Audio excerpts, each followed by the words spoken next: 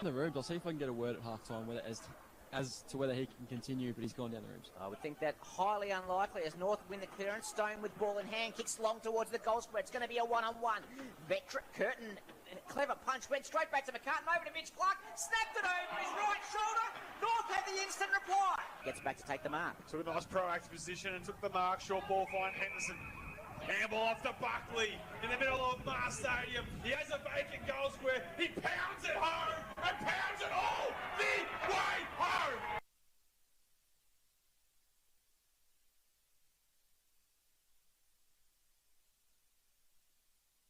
Here it comes. Went with the left boot to Biggie. What a good kick. Can we get a quality finish? Yep, there's another one. Yes. Biggie's got 9 at Mattingly Park.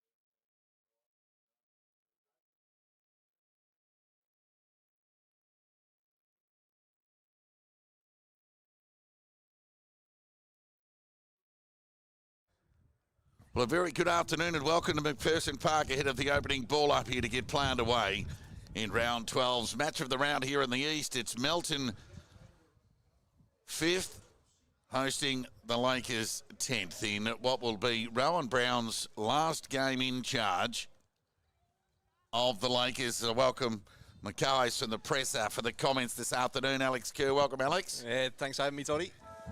Let's see how we negotiate our way through this blustery afternoon. So the Lakers to kick with the advantage of the breeze in the opening turn to the city end. Erickson will get the first touch of the afternoon.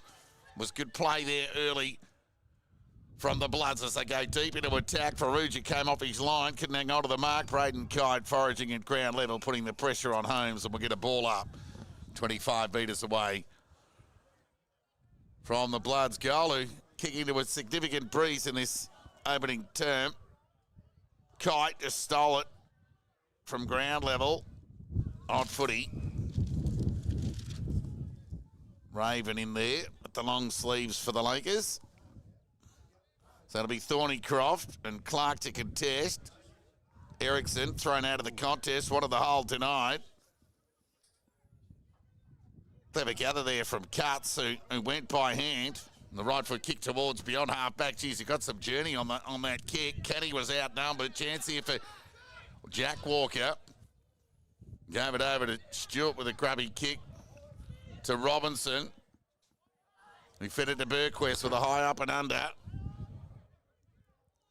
Parkinson could have been held without it in the end. The umpire called play on. It came off the hands of Cuts in the end. We'll get a boundary throw-in on half-forward broadcast side. So a debutant for the Bloods today, Alex. You can tell us a bit about Petullo. Yeah, Paulie Petullo. He came up through the twos. He's a dashing half-back. He'll look to employ some of that skill in what's a pretty strong back line.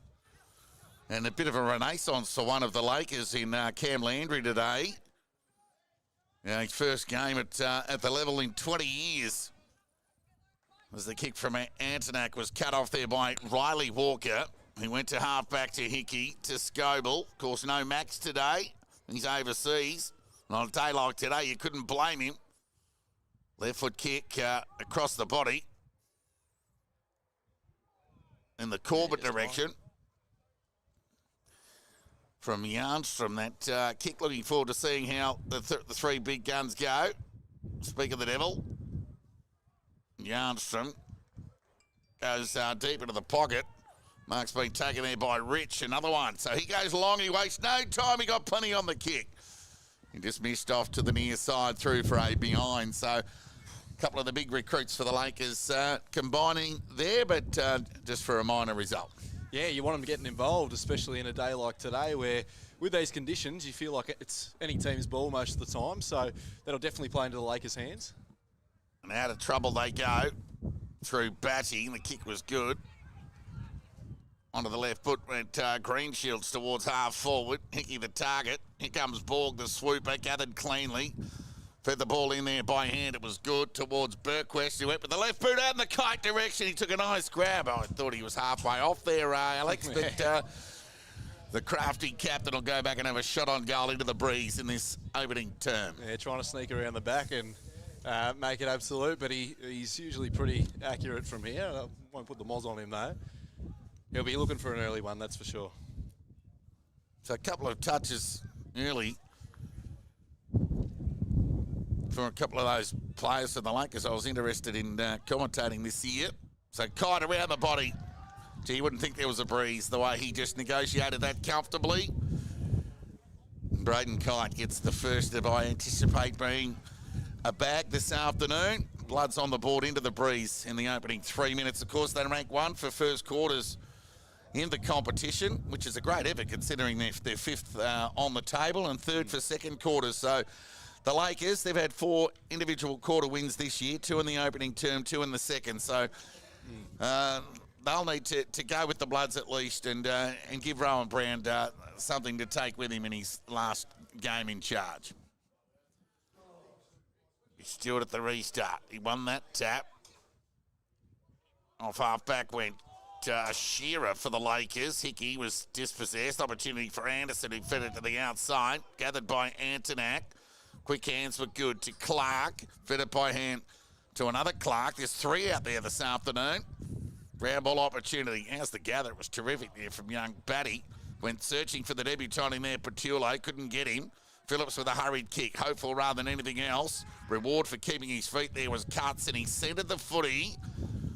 Good spoil on the ball there by Scoble. Waiting at ground level was Cotter, and he hicked up with Greenshields, who gave it back to Cotter. It was a loose hand pass in the end. We'll give him the benefit of the doubt with the swirly breeze, which I anticipate would be more prominent out there in the middle today, Alex. Oh, most definitely, and apologies if you hear any chattering teeth on the call. It's not the warmest day that we've produced here at Mackie Park. No, indeed. Coming onto the ground is Walsh for the Lakers. Timmy Collins off for a spell. Stewart onto the left boot. Hurried kick forward. Liam Carter the target. Oh, the gather was clean from Perugia, and his vision was good here. The nice grab taken there by Greenshields. Go back and have a shot on goal here. Yeah, well, Fan, it'll test him from here, of course. It'll test anyone in this position today.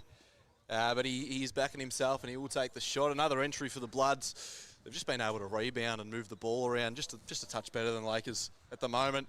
You know, with the Lakers, they're a very front-on pressure side, but they've made it harder to move the ball around the ground. There's the shot on goal from Greenshields. Will go across the face. Gee, Kite, he was a high-flying kite indeed on that occasion. Ground ball opportunity for Perugia. The perfect start for the Bloods. They get the first 2 goals in the opening 5 and a bit minutes. I'll open up an early 11-point lead here. Mackie Park on a firm deck, right in the middle of winter.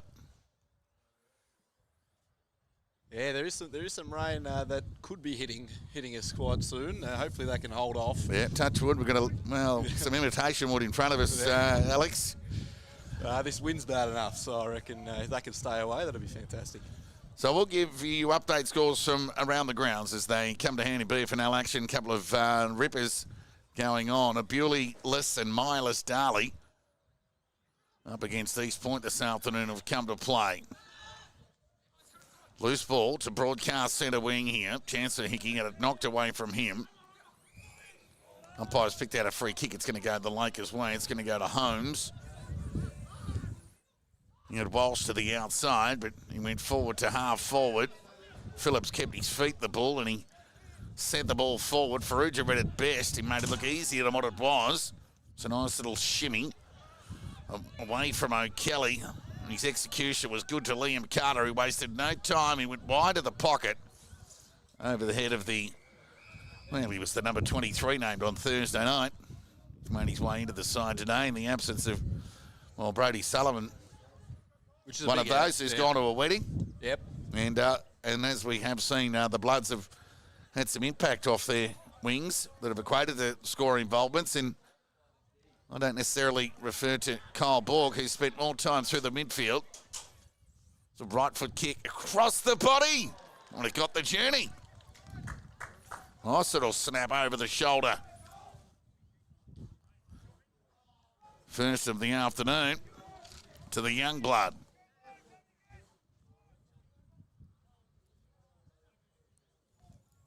Three goals straight. Narchi wearing the 13 today.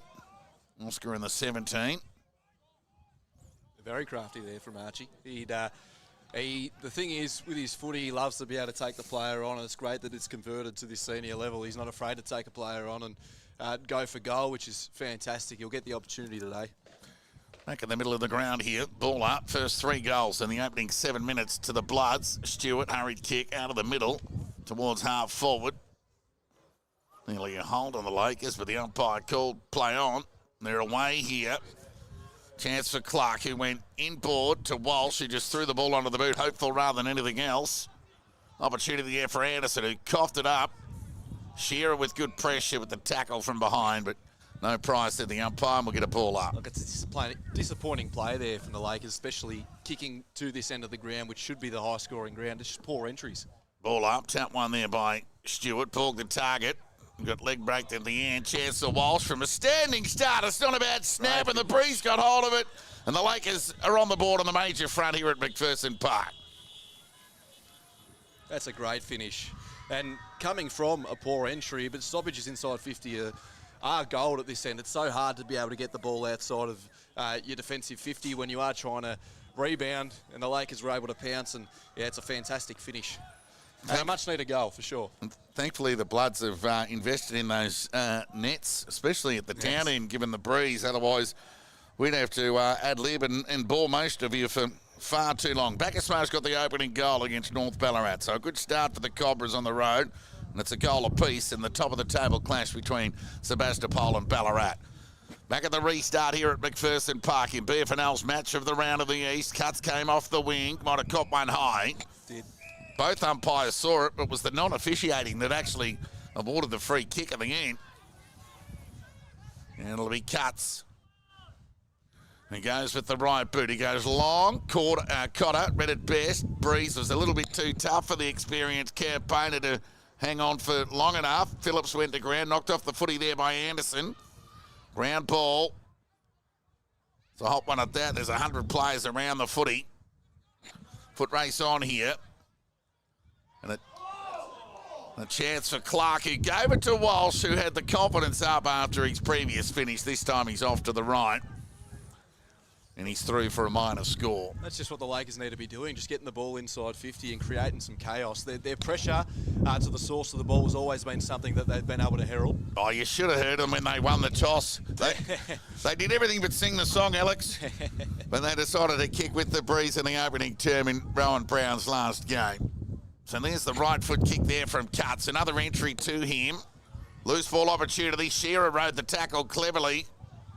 Waiting on the last line of the fence is Walker. He got it to Stewart. Not out of trouble yet, the Bloods, with a high up and under kick from Phillips. You can see that hold up into the breeze. Right. Oh, it's a nice catch there taken by Parkinson, who lowered the ice, and the kick was good.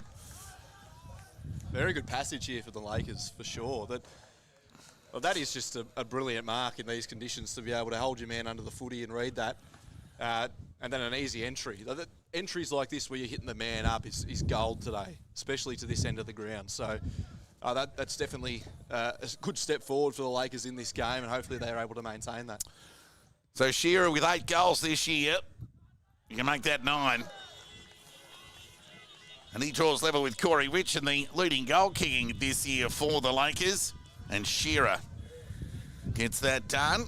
So he's in the top 50 BFNL goal kickers. Came in ranked 42 heading in.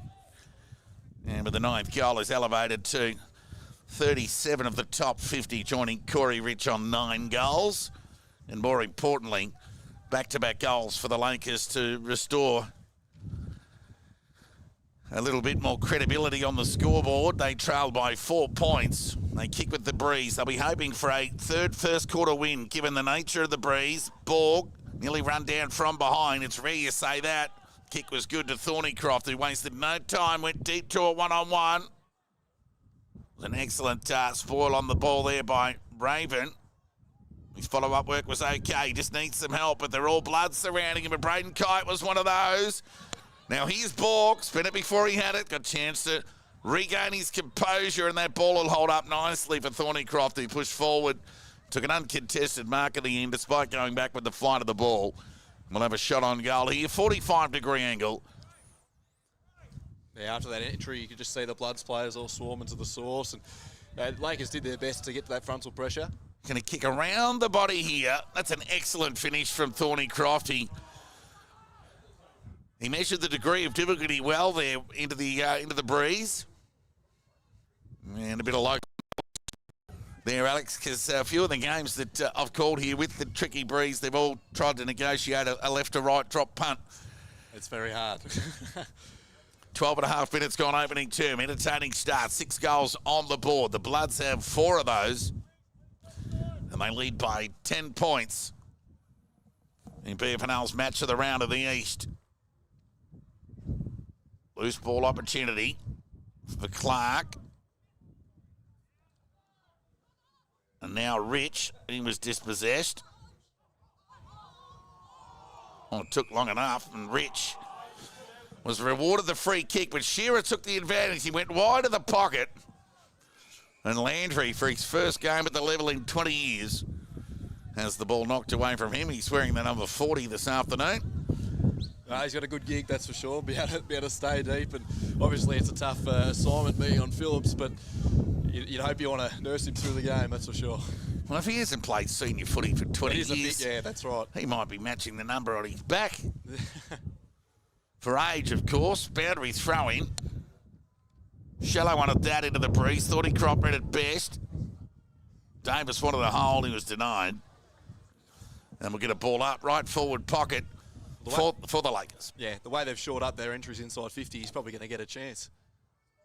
Opportunity for Clark. Well, he didn't go low. Umpire put whistle to mouth but didn't blow it. Riley Walker just fed the ball in front of him. And here come the reinforcements for the Lakers. And some good pressure there from the debutant in Petullo. Square away a stoppage. We'll get a ball up 45 metres away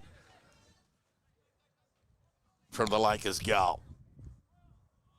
Thorny cross, second, third, Evan okay. Negotiated the ball well to Davis, who got it to Burquest with the left boot. Now, Farrugia got out the back here, and he ran away from O'Kelly and sent the ball forward to a one-on-one.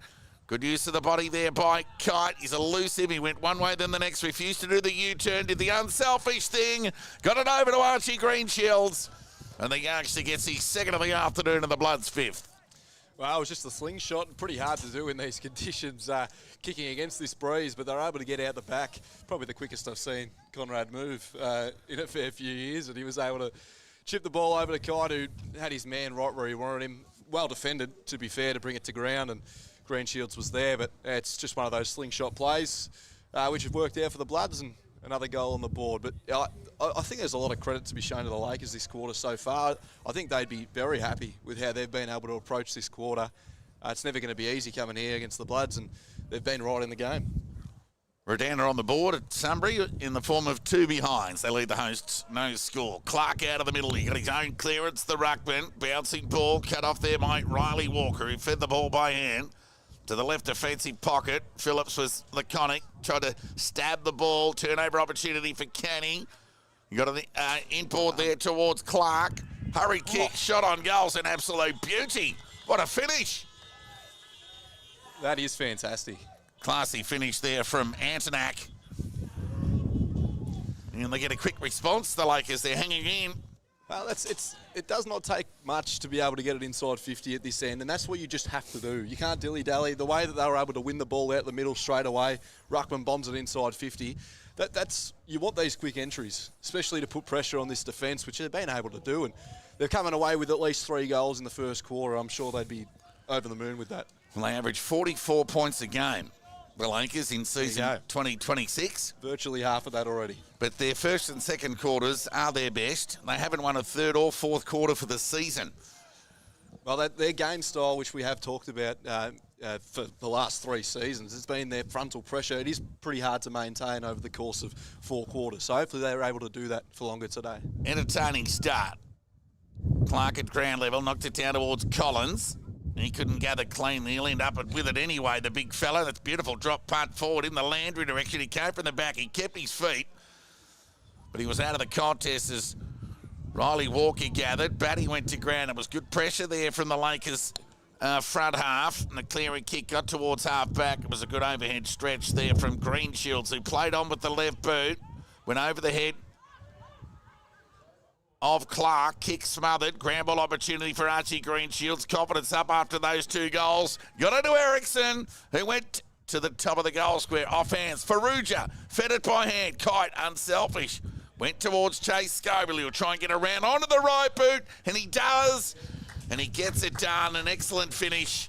And again, selfless nature of the captain in Braden Kite. Gets that goal involvement to Chase Scobell. I think he made the right decision in handing it off there because he was about to get absolutely poleaxed. So another great finish there. They've able to just be able to negate. I reckon that's the 4th snap from this side of the goal front at this end of the ground, which is not an easy kick, but they've all been able to float through. 6 straight to the Bloods. I was wondering how long it would take for them to make a meal of the scoreboard. It's taken 17 minutes here at Mackie Park today. That's a new record. They got 7 goals straight up there. It's actually just the 6. So it's a 16-point lead to the Bloods. So there's the kick from Robinson. Out wide. Opportunity there for Todd, who was dispossessed. Loose hand pass there from Clark was well gathered there by Hickey. Got it to Scobell. Spin it before he had it there. Hickey's he got it back from Scobell. They work it out here through Canny, who went forward. And Landry on the lead. As if he hadn't missed a game in 20 years. Yes. Go back and have a shot on goal here directly in front, the number 40. Good on him. He's got a great chance, that's for sure. And it's just those high entries where you're able to lead up and attack the footy. They've given him every chance. So let's see if he can convert here. They should be up and about, the Lakers, if he can convert. And, well, he's just snuck it in for a point there, Landry. Be disappointed with that, but some positives with that lead up, mark, and bit of forward presence. So it'll be Cotter to bring the ball back into play, negotiate that tricky breeze as he goes to the defensive side, albeit the outer. Beautiful drop punt towards half back. Nice stretch and grab taken there by Stewart. He lowered the eyes. It was an awkward looking kick out in front of Walker, who's elusive. Went back, did well to Batty. Didn't break stride. Got plenty on the kick into the breeze. And Farrugia worked his way to the front. Took a nice grab. Wasted no time. Just tipped it over the top. And it's a nice stretch and grab. Taken there by Thornycroft, who's already kicked a goal here this afternoon. Snapped it from a very similar position, and now he's going back for the drop punt. So he obviously didn't like how it looked first time. So his second set shot, this one from a little bit further out, and as we touched on, well, that one's just gone right and every bit right. Distance wasn't a problem either. First blemish for the Bloods on the board, so Thornycroft shout in the post-match for that. 6-1-37 Melton, 3-3-21 the Lakers. So it's the first time the Lakers have been asked to negotiate off the last line of defence from a kick-in. Scoble got it towards Liam Carter. The big man's gather was good. Now Borg loves a finish. He runs his measure and just misses off to the left. Through for a minor score, the Bloods second in succession. It was much too easy for them to re-enter 50 and have a shot at the 7-point play there for the Bloods, which didn't work out, but yeah, they went mighty close. 38 Melton lead the Lakers 21. High scoring affair here at Macpherson Park.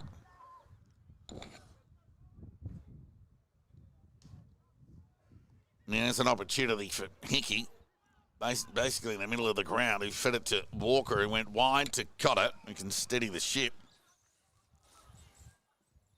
The right foot kick from Cotter out wide towards half forward. It was a good stretch and grab there from Corbett, who looked to go towards centre wing. The kick was good. Didn't let him down. Nice mark taken there by Rich. Played on. Quick hands to Anderson. And kicked it a mile. From centre wing. Oh, look out. Landry spent it before he had it. He had an opportunity there. Can he get another one? Well, he did in the end, but the goal umpire said touched. Touched by the young fella. So a couple of almost moments for Landry. He'll get his opportunity, though, especially at this end of the ground. It's just about their entries. Yeah, just the coast to coast there. I mean, the kick in from Yarmstrom and the bomb from Anderson. It was essentially two kicks in the end. So Cotter with a high up and under beyond the defensive 50. It was good work there from Carter, who's known for his tank. And from half back, he gets an awkward ball to outer centre wing. And it'll come back as quickly as it came out, given the new rule. Although I thought that one was out of bounds on the full anyway. Yes. So either, a rebound kick for the Lakers. Ignore that scoreboard above. It's only 16 points the margin. Right foot kick inside 50. Excellent little soccer off the ground to Corbett. He fit it over the top. How's the finish? Sublime. Well done there by Rich. And a clever finish from a quality player. Oh, these goals have been fantastic. And the Lakers get their fourth. Oh, they're putting together a nice little highlights reel there. Their goals have been strung together very well. There have been some very crafty finishes. And it's great. It is great to see for the Lakers. They had to make the most of this end of the ground. It is much easier to move the ball. And they've been able to maintain some quick entries. Earlier on, it looked like they were going to struggle with the way they were entering 50, but they turned it around pretty quickly. And it's ended in 4 goals. Yeah, the reserves game was a bit of a false economy to work out whether he could score at both ends because, Melton won 110-9. You probably wouldn't have predicted that. In the twos. But the Lakers are within 10 points here. Melton 6-2-38. The Lakers 4-4-28. 10-point ball game here. Entertaining start. And it's the hosts who lead, albeit into the breeze here. Clark and Stewart. Stewart won the tap. Burquest went through without the footy. Quick hands from Clark. It was the right option. The hands were good. And he got it over to Holmes, who went wide to the attacking 50. Rich couldn't keep it in. And he's ushered over the line by Petulo. We're going to boundary throw in 51 metres away from the Lakers goal. Should still be quite a bit of time left despite 24 minutes gone in this opening term, given we've had 10 goals kicked. Throw in.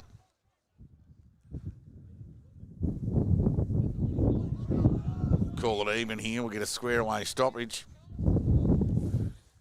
Yeah, entertaining. You'd rather that than a low-scoring, poor, unskilled, hack afternoon in the trying conditions. Yeah, so that's right. Both of them have handled the conditions quite well. Firm deck helps. Stewart goes along the line. Left foot kick there from Davis towards half forward. Gee, that was courage. Excellent courage shown there from the Lakers. Burquest goes inside 50, and the kick was good. And found Braden Kite. Yeah, great contest on the wing here by both players who are very ginger. It was Yarnstrom with all the courage in the world going back with the flight. It's left Ferrugia worse for wear on the ground. He intended to, but another looking further afield, another shot for Braden Kite. Kicks on its way from Kite. Well, he's just threaded the needle. The degree of difficulty was higher than what it looked. He got it done in the end. So Ferrugia will come off for a spell. Seems like both players are Zone 2, Yarnstrom. Yeah, that's a good sign. Now the Bloods get their 7th, and Braden Kite gets his 2nd. Now the margin, 16 points. Hopefully I don't have to keep taking a goal off the Blood score. That'll only last until quarter time, you'd think. So Braden Kite with 2, Archie Greenshields with 2. 1 each to Ferrugia, Thornycroft and Scoble. So we're back in the middle of the ground here. Clark got quick hands to Will Clark, and the kick was cut off on half-back for the Bloods to Riley Walker. He lowered the eyes and went beyond outer side centre wing. I don't think so. And Stewart's off on his bike with a high left foot kick forward. It was a good stretch there from Thornycroft. He couldn't quite bring it down. Ground ball, excellent soccer there from Raven. Played the percentages. The big man, Stewart, foraging over the footy. Opportunity here for Greenshields, who just threw the ball onto the boot. Hopeful rather than anything else. It fell into the hands of Ericsson. His short hit-up kick was good. It just went through the hands of Kite. Dropped it in the end. Lucky to get away with it. Cleary kick from Raven. It's a nice mark taken there by Canning under the pump. They nearly coughed it up here. So Josh Canning under pressure, nearly went into the back in the end. But we'll get a ball up.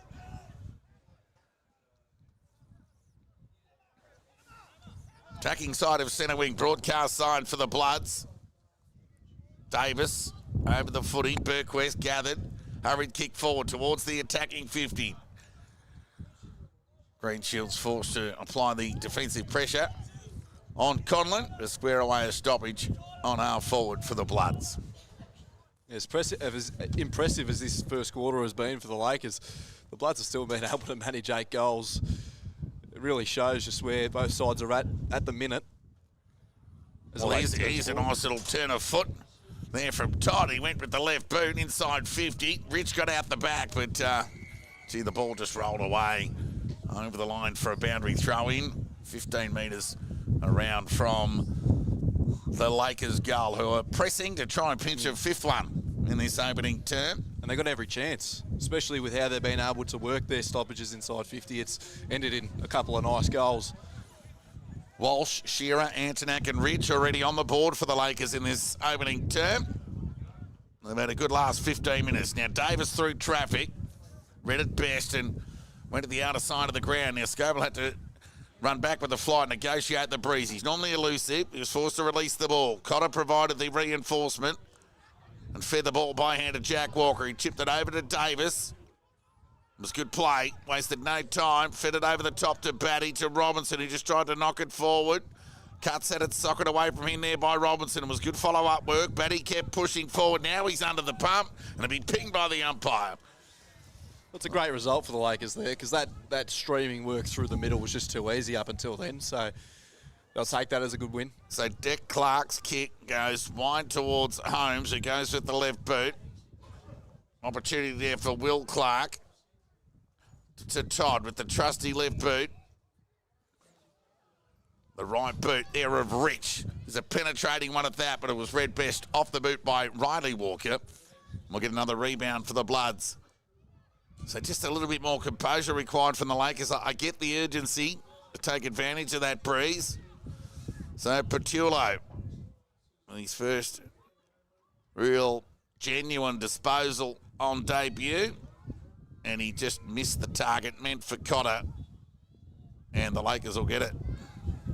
I think Cotter trying to argue touch, but So Todd on the left boot will run away and just chip the ball to a dangerous area. Landry at the back did the spoil.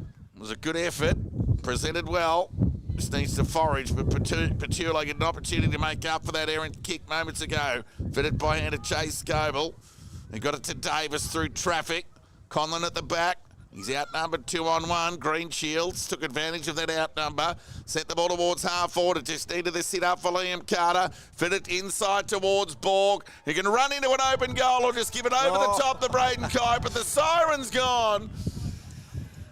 Well, luck's a fortune, and it was all with the Lakers in that last couple of seconds when the Bloods were just seemingly going to go and waltz in for, what we anticipate to be an 8th goal of the term. They've been denied. So 30 minutes gone for that term. It was the most entertaining affair. Melton 7-2-44. They lead the Lakers 4-4-28. Alex, you got the goal scorers. Yeah, so for Melton, we've got Braden Kite and Archie Greenshields on 2 goals apiece. Then we got Farrugia, Thornycroft and Chase Goebel with the 1. Then for the Lakers, we have Walsh, Shearer, Antonak and Rich all with a goal. A very entertaining quarter. Something that we were really worried we weren't going to be seeing with the conditions that were presented to us today. But as you have touched on, the ground being the way it is has definitely helped our cause to watch some good footy. Hopefully it can continue. I'm going to go on a limb here and suggest that the Bloods are kicking, Bacchus Marsh are kicking with the breeze up there at North Ballarat. They're 2-6-18. They lead North Ballarat, no score. Darley and East Point, well, there's nothing to come out of there as yet. Redan 1-5-11 leads Sunbury 1 goal. And Sebastopol 2-2-14 trail Ballarat 2-3-15. But on the scoring front, it's all happening here at Macpherson Park. It's Melton with the lead, 7-2-44. They lead the travelling Lakers in Rowan Brand's swan song game in charge, 4-4-28. 16-point lead. Guys, we'll take a break. We'll be back with the second quarter action in 5 minutes' time.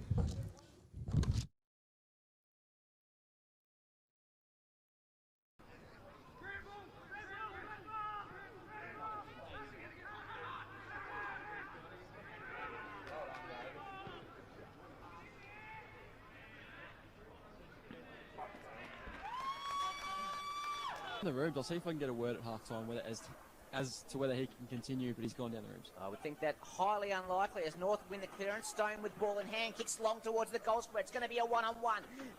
Curtin, clever punch, went straight back to McCartan, over to Mitch Clark, snapped it over his right shoulder. North had the instant reply. Gets back to take the mark. Took a nice proactive position and took the mark. Short ball find Henderson. Handball off to Buckley in the middle of Mars Stadium. He has a vacant goal square. He pounds it home and pounds it all the way home.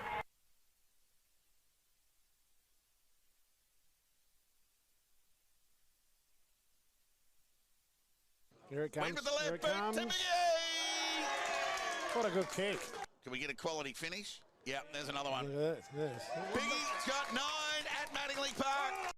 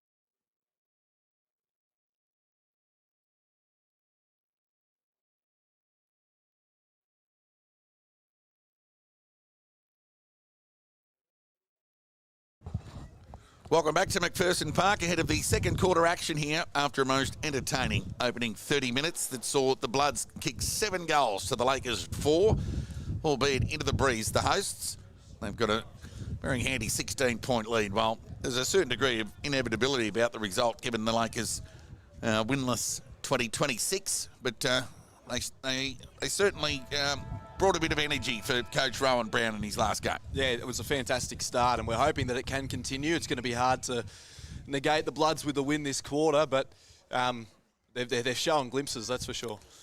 So still to get the first disposal for an infringement in the ruck by Clark, so he wastes no time. He goes along in the kite direction. He's playing as a tall, essentially. And he's very good overhead, Braden Kite, isn't he? For a little man, that's for Why sure. wouldn't you? So Daly 32, lead East Point 11. And Johnson with 3 goals in the opening term after a 6-week layoff or something like that. Just a ridiculous X-Factor talent. And speaking of X-Factor talents, Braden Kite fed the ball by hand to a dangerous area. Now Anderson gathered cleanly.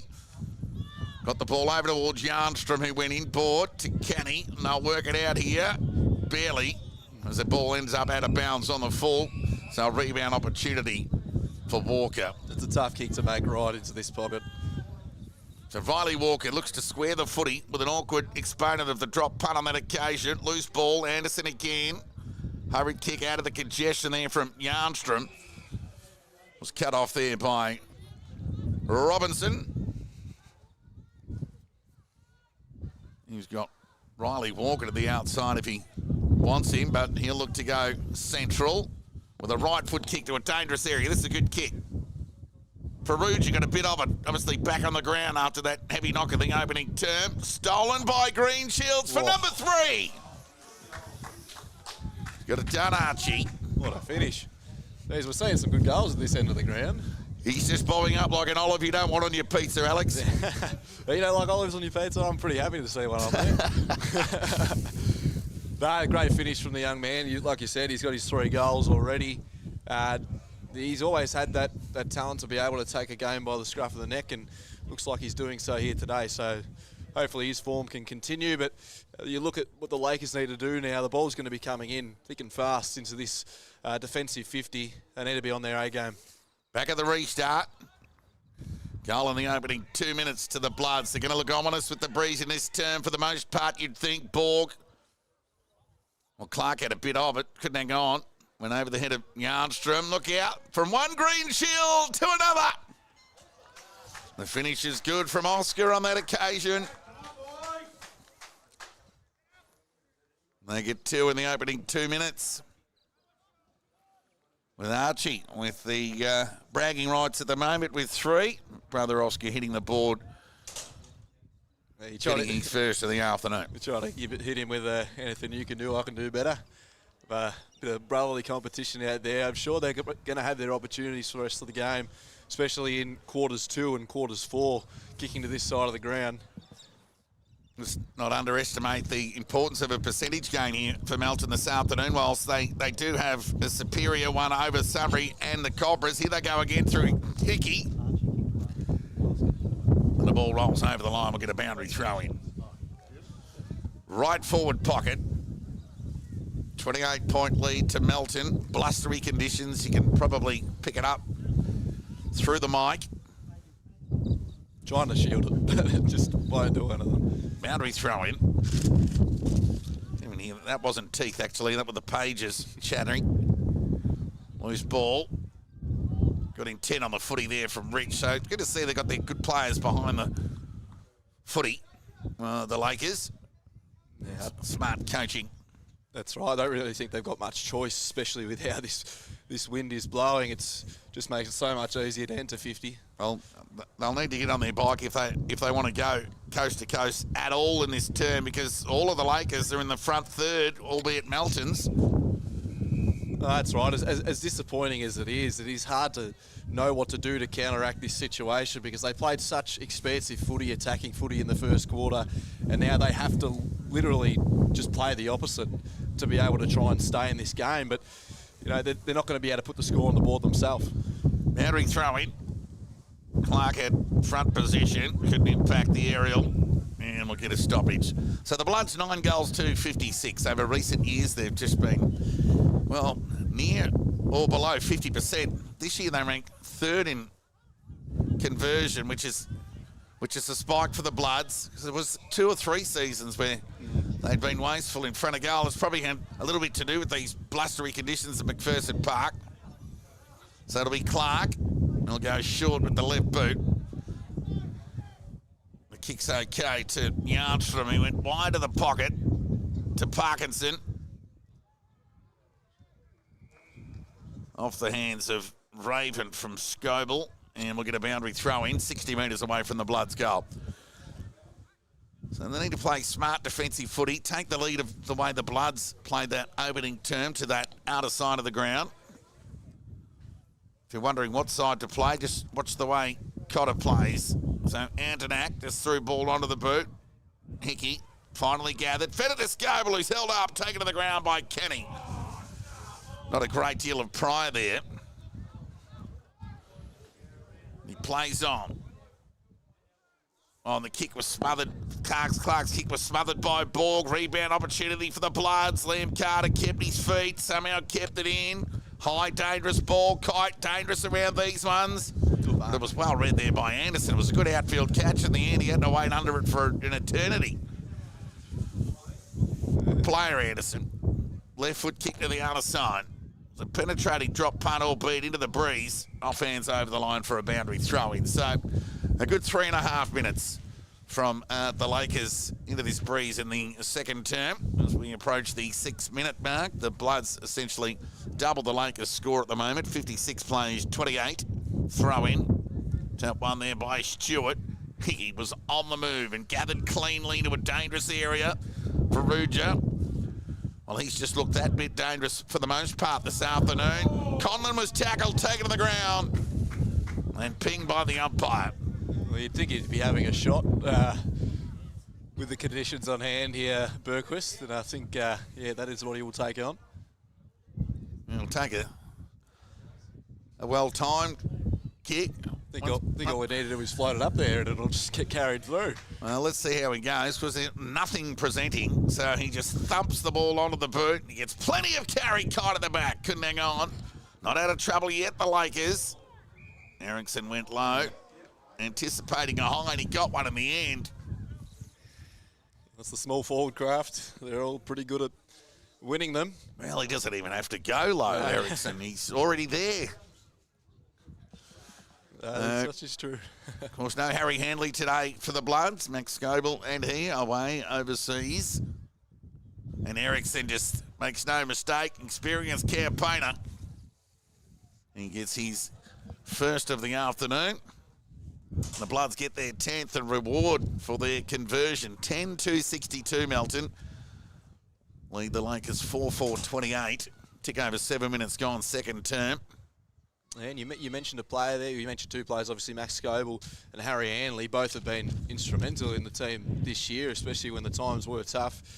And you can see just out there, you wouldn't have actually noticed that today. Everyone that is playing has been playing their role, and they've been doing what they need to do for the team to play the system that they do. So that's exciting signs for the Bloods, of course. Back at the restart, tap one there by Stewart. Stolen there by Davis, who looks to get onto his left side. He ran away from Walsh and threw the ball onto the left boot. Shallow entry inside 50. Meant for Thornycroft, came off hands. Chance here for Oscar Greenshields. He went back towards Bergquist on his non-preferred tumbling kick forward. Antonak kept it in front of him. He was forced to apply the tackle in the end. We'll get a ball up 40 metres away from the Melton goal. Gee, if I have to stand up here on the balcony all afternoon, I'll end up a mannequin by the end of the day. We'll get a restart. I think I need to invest in some gloves. That would be quite handy. And some movement.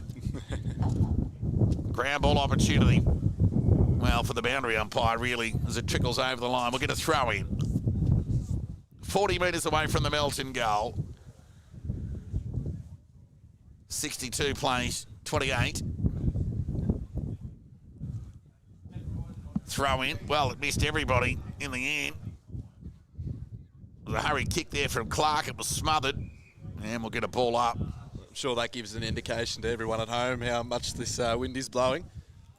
So at quarter time, the score was 7-2, 44 to 4-4, 28. It was a 16-point lead to the Bloods. It's been extended to 34 on the back of 3 straight goals. It'll be Raven. We'll go with the right boot. He kept it low into the breeze, but the kick's been turned over. Mark's been taken here by Greenshields, who chips it into a dangerous area. Off hands. Wide of the pocket, though. Probably wants to try and get the ball onto the high side, broadcast side, to deny the obvious breeze and impact. They still no Adrian Minito for the Bloods either today. Brody Sullivan we touched on earlier, missing with the wedding. Chance Erickson to kick the last goal of the game, fitted by hand to Burquest with a high up and under kick. Breeze got hold of it, enough for it to find the net in the end, but wrong side of the posts, behind for the Bloods. Penetrating kick out of the fence there from Yarnstrom. Got beyond the defensive 50 and then off hands over the line for a boundary throw-in. Now, when the conditions are like this, the ball can definitely live out in that pocket, especially when you are trying to rebound 50. Usually gives the boundary umpires a fair workout. 35-point lead of the Bloods. 10.5 minutes gone, second term. Stewart had front spot on the tap. Walsh caught over the footy. And we're going to repeat stoppage 60 metres away from the Melton goal, who led by 16 at quarter time. That margin extended to 35. Some good pressure there from Walsh. Not out of trouble yet. Antonak. And it knocked away from him by Borg, and his follow-up work was good, and he sent it to the top of the square. Round ball gathered cleanly there by Raven. Caught on the last line there was Anderson. Ended up conceding a rush behind in the end. Oh no, it's hit the behind post as much as the goal umpire was about to register a behind as they confer. Gee, we had enough of the arc last night. Last thing we need, these three carrying on for a minute. Throw in. Umpires, not sure what's happened there. Not happy with the distance on the throw, but it is a very hard spot to be chucking it in from. And there it is. It's a high throw-in. Thornycroft with front spot. He's just anchored by Lakers. And we'll get a ball up. 35-point lead to Melton. 12 minutes gone. Second term. Thornycroft with the early fly in the tap. Foraging there was Davis. And a clearing kick from Anderson to half back. Loose ball. It's all Bloods. They should be able to work it out here. It's good pressure there from Shearer and Canning, but not before Ferrugia could send it forward. Nice mark taken there by Logan Clark, who looks to switch play to the defensive side. It was a good kick. It was a good stretch in the end there by Cutts.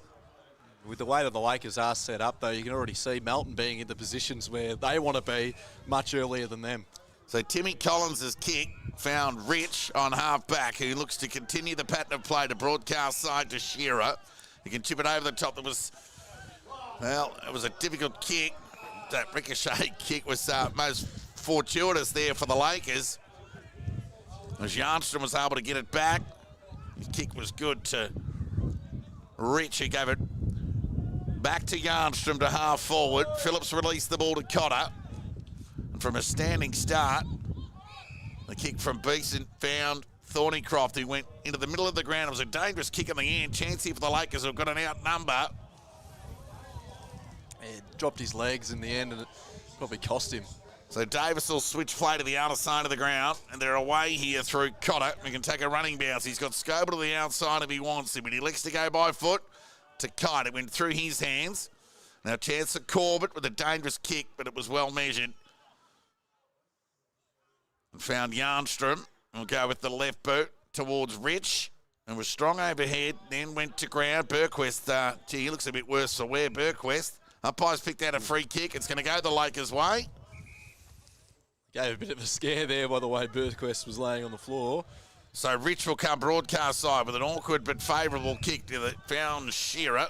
Clark went inboard. It was well measured to Kenny. Back to Rich, who found Collins, who got it to Shearer. So some good chain there from the Lakers, but the kick let him down. Well, it went through in the hands of Burquest. He might still be seeing double there, Burquest, at the moment, given that fumbling overhead attempt. Ball at ground level, and Cuts will square away a stoppage on half forward for the Lakers. And yet to trouble the scorers in this second term into the breeze. And Rich has been busy outside of the right boot. Oh, how about the vision? Well, I'll call it that. Collins, Corbett pushed forward. And from outside 50, can they find an option? There's one. Got to take it. And it was there all day. That was poor checking from the Bloods defence. We're able to spot it from here. Clark's kick to Rich. It was a good stretch. Yeah, well worked. At the end of the day, it is a hard shot from here he's playing on. Waste no time. It was a tumbling, awkward kick, and Cotter does the defensive thing and smashes it through for a rush behind. So the Lakers on the board in the second term. They did 4-4 with it. They've got 1 point against it. 15 minutes gone, second term. Bloods waste no time, bringing the ball back into play. And they get negotiate to outer centre wing to Scoble, who looks to get the overlap. And he'll get that. Right foot squaring kick was a ripper to Farrugia, who wastes no time to bomb the ball forward. It's coast-to-coast stuff here from the Bloods. Look out at the back. Collins just knocks it through. We get a rush behind for the Bloods.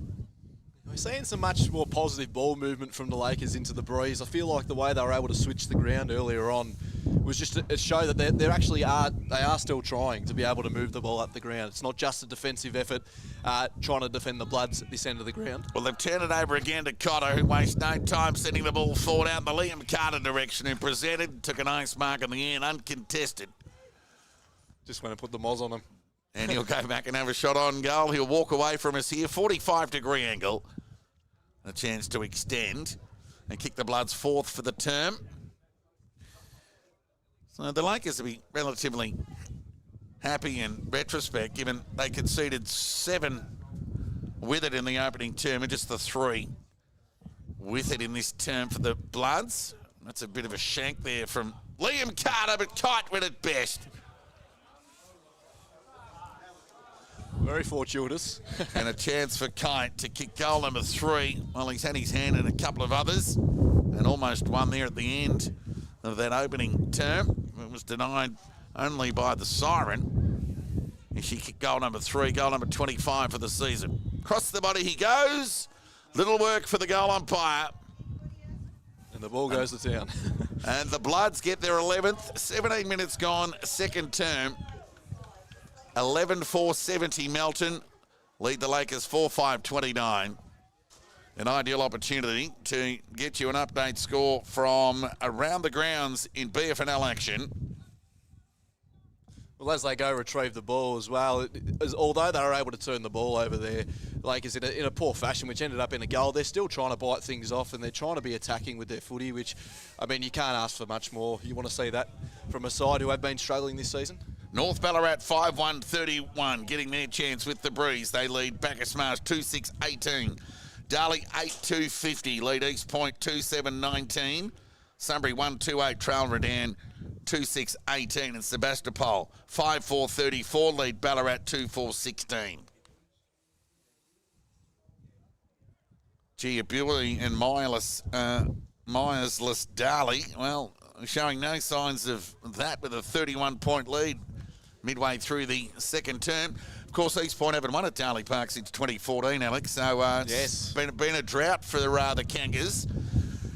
It's almost as it's longer than North's drought against Collingwood, which wasn't able to be broken last night. Well, the Bloods have won their last 10 over the Lakers. 10 out of 10, mind you. Might go back further than that, but we just did the study on the last 10. As Walsh's kick went to half forward. Phillips, Robinson, Petullo,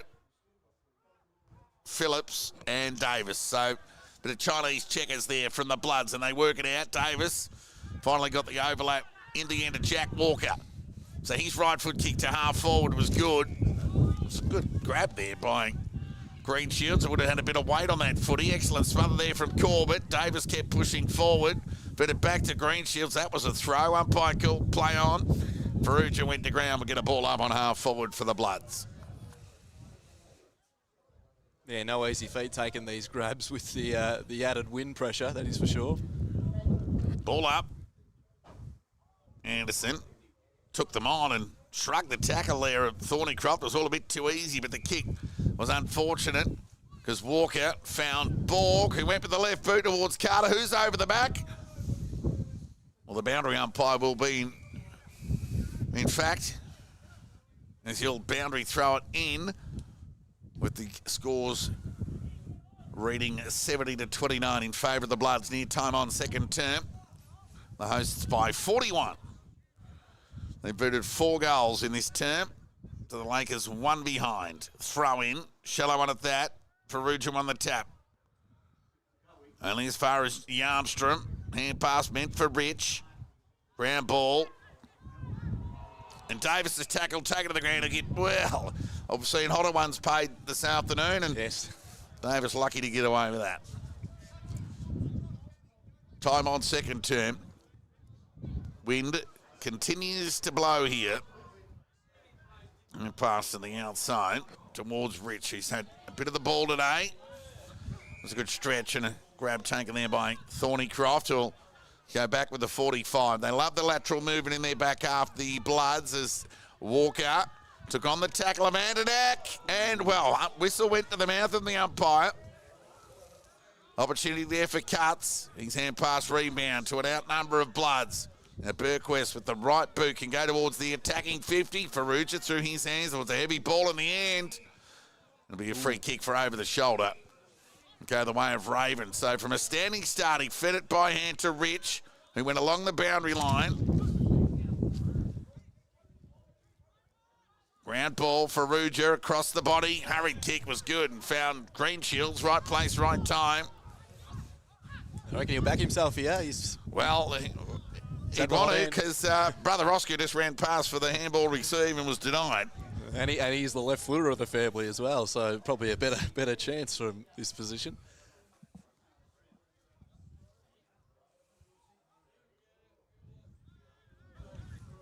So Green Shields, bending back, but not quite enough, and made sure it got through on the end.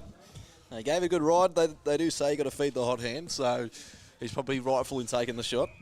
Kick in from Yarnstrom was good, and his side step was better as he got it back from Clark, and he sent the ball to half back, and Cotter's pushed up to half back. He'd normally swallow those, but forced to feed it out the back to Burquest now, who got the support. So Bisa to Stewart, Cotter, Burquest. On his right side, high up and under kick. It'll shallow entry inside 50. Ferrugia's grab was terrific. Something out of nothing there for the Bloods utility. Very well shaped. It's good. Not sure what the Lakers are up to on the mark there. But Ferrugia from essentially the boundary fence. Probably can highlight how tough a kick this would be. 42-point lead, and even 7 goals advantage to the Bloods here. 22 and a half minutes gone as he comes off his line and then smashes it out of bounds on the full. That was always right. Yes, but so wrong. Yes. Now, what are they doing here? They've worked it out in the end, the umpires. So the kick from Yarnstrom was short to Raven, who'll look to go to the defensive side. Gee, he got a bit on the kick. Wasn't a bad effort, but found Bar and SUV bonnet in the end. Well, it just trickled up there, yes, just to oblige the commentator's call. It'll be Robinson to bring the ball back into play for the Bloods. Time on second term. Right foot kick was a heavy one at that. and he wondered it went through the hands of Rich Carter. Well, he threw it in the end. It was the right call by the umpire. He's been quite the busy conveyance today as Rich, who went to Yardstrom. He went back into the last line of defence towards Conlon, who found the same ute, well, the same SUV, more to the point, out of bounds on the full again. Difficult conditions. That's why I'll say complimentary of the fundamentals. There's a Kotick kick from outside, 50. I'm not sure anyone got a hand on it. And the defender coming forward, albeit for a moment, gets his first. But Adrian Manito like with that finish. But the thing is, I think Adrian means is that he's just put that up there to try and get the tall timber to fly, but it's just floated through, and he's a beautiful kick of the footy. So it's not much surprise, really. We've got an 8-goal separation here at Macpherson Park. Melton well in control, 12-5-77. They lead the Lakers 4-5-29. Well, I've seen worse games in blustery conditions, Alex. Here as well, so yeah. And the Lakers have certainly brought some intent, but they've just been opened up by Borg on this occasion to Drever. He'd back himself from here for sure, especially with the breeze. I think all players are going to think they're kicking an extra 20 or 30. Well, you know him better than I, so capable of getting that journey, Alex. Oh yeah, I think he can. Yeah, it's just about the accuracy. Well, let's see how he goes. But you know, his confidence builder for the youngster will kick from right on 50. Well, he didn't let you down, Alex. It's a good finish, and they come from everywhere, and rightly so. And the Bloods, gee, they've in the way that they've gone about their scoring, it's been binge-like, hasn't it? You know, there's just been sort of gaps in play, and then Melton will go bang, bang. And that's right. And it's been spread around as well. So that's now that is the 9th goal scorer for the team. It's really getting shared around, which is great. You want to see that, everyone getting involved. Yeah, I think they had some 13 goal kickers at their last meet up there in Lake Wendouree. So they're on track to outdo their efforts. That was a monster win too on the road in round 2. At the restart, Clark has held up. At the plaudits of North Ballarat coach Clint Proctor during the week. He likes the way he goes about his footy. Burquest, quick hands to Borg with the right boot towards the attacking 50. Thornycroft, clean bolt in. Carter gathered cleanly. Fed it by hand to Hickey. Back to Thornycroft. And he might have snuck that one in, Thornycroft. Yeah, wrapped around the... And he's got his second goal. It's an excellent finish. The Bloods get another. When the wind's blowing that much that a drop punt's the thing that wraps around a goalpost, it's you can tell it's blustery. So you are right. That was a fantastic finish from the big fella. That's his second. Just go through the goal scorers for Melton. Braden Kite and Archie Greenshields with 3 each, and Austin Thornycroft, the other multiple goal scorer, with 2. All singles for the Lakers. They have 4 on the board. They trail by 10 goals here, deep in time on in this second term. The opening quarter went for the best part of 30 minutes. Borg out of the middle of the game. He's been busy. Liam Carter read that well off the boot. Made that look easier than what it was. He'll go back and have a shot on goal here. Every bit of experience, judging the speed and the weight of that ball through the air. We'll go back and have a shot here. A bit of class coming to the fore there from Carter. He just did make that look too easy. So, well, let's see if he can convert here. He hasn't got his name nine on goal scorers, and one of them's not Liam Carter. That's right. What would that pay on the tote? We'll have a shot here. Kicks on its way. And Liam Carter becomes the 10th goal scorer for the Bloods this afternoon. And they extend to 15-5-95. Ominous signs for the Lakers. Seemingly waiting for that halftime siren. We just can't come quick enough. Anticipate another 3 or 4 minutes. Well, there are 11 goals collectively kicked in that opening term. There's been 8 kicked in the second, all to the Bloods. Margin now 66 Tick over 28 minutes gone, second term. Liam Carter on the board. He has 1. 10 bloods on the board here at Mackie Park. Back at the restart. Tap one there by Stewart. Swinging a miss. Too much World Cup watching there from Borg. And then we'll get a ball up. Of course, Rowan Brown's last game in charge for the Lakers this afternoon. Big thank you to Rowan for all his access and transparency throughout his tenure. Holmes. Oh, now he's in trouble. Just bereft of option. And now gone. Stewart wastes no time and he pops the ball towards the defensive pocket. Not sure that was the right option. One bounce over the line. We'll get a boundary throw in. Well, that just highlights the pressure that the Lake Wendouree players are under, especially trying to defend this end of the ground. And yeah, poor entry in the end, as you did mention. Definitely not what the Bloods are after, but they've had so many that have been good that they're probably due one. Yeah, well, the Lakers have been trying to get the ball over there. And, well, Stewart did them a favour in the end. See whether the Bloods can work their way back here through Kite to Borg, who's been busy. Held to him. We'll get a ball up. 29.5 minutes gone. Second term. Bloods approaching the ton. We're barely halfway through this match of the round.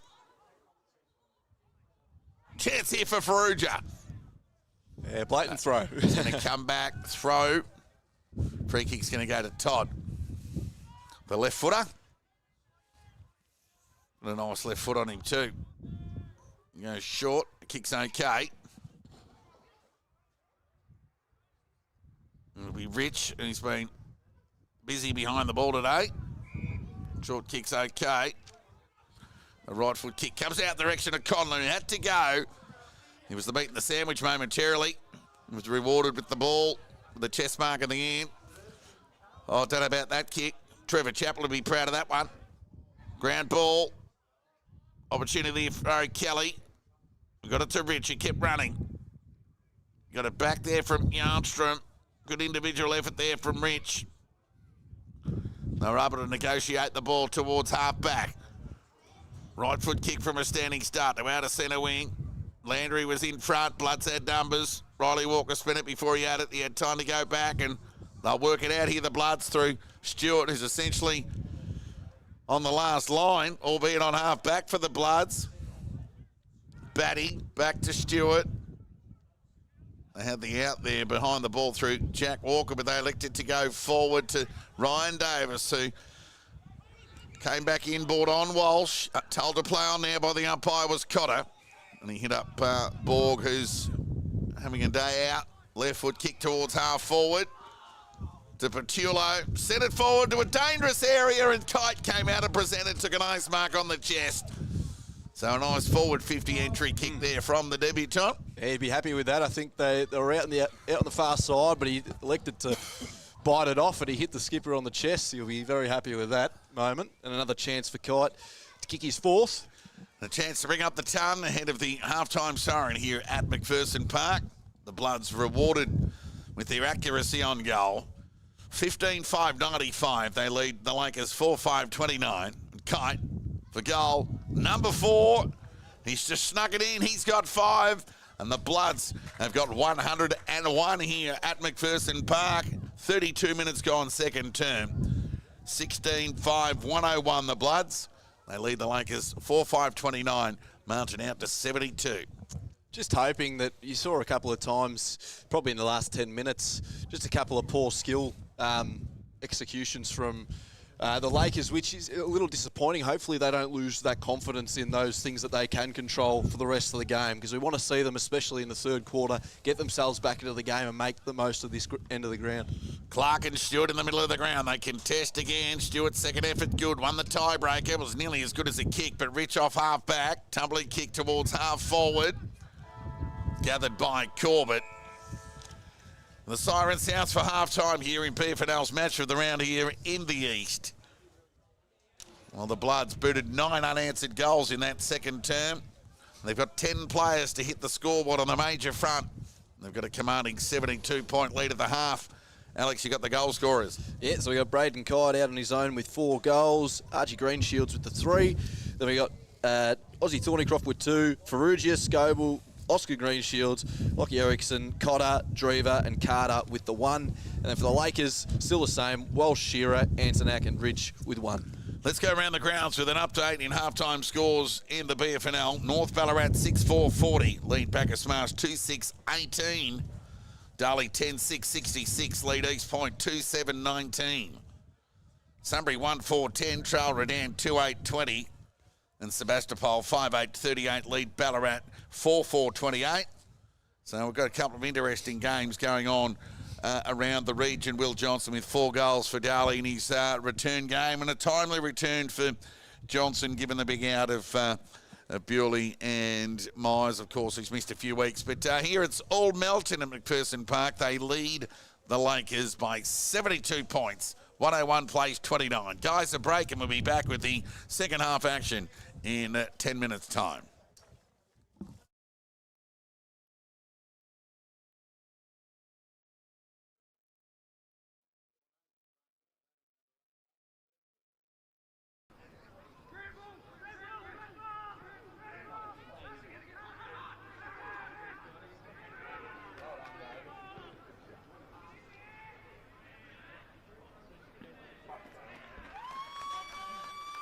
In the rooms, I'll see if I can get a word at half-time whether as to whether he can continue, but he's gone down the rooms. I would think that highly unlikely as North win the clearance. Stone with ball in hand, kicks long towards the goal square. It's going to be a one-on-one.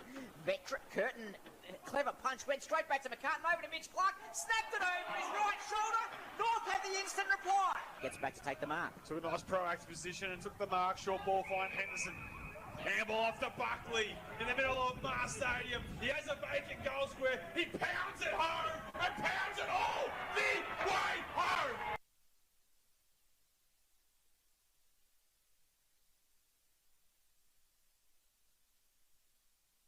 Here it comes. Wait with the Here left it boot comes. to Biggie. What a good kick. Can we get a quality finish? Yep, there's another one. Look at this. Biggie's got 9 at Mattingly Park.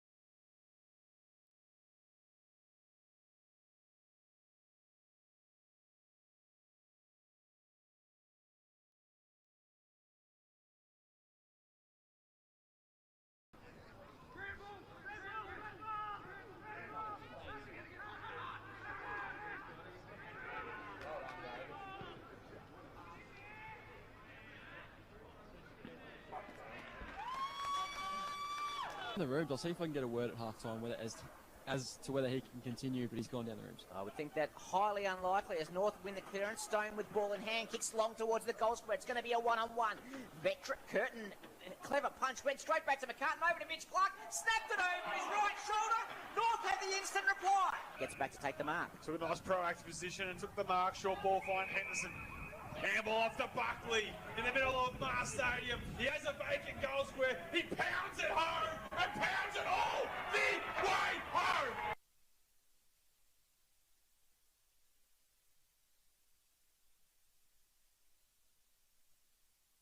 Here it comes. Went with the Here left it boot, comes. Timmy!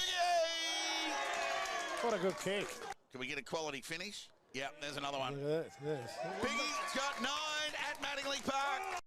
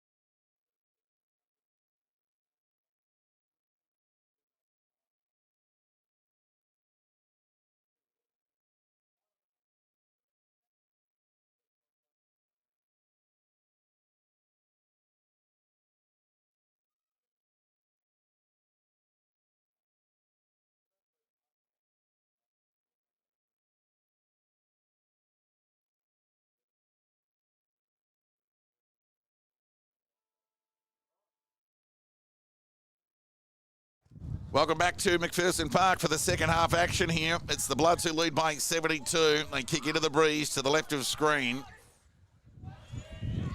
The ball makes its way broadcast side near centre wing. Robinson was good vision in the end.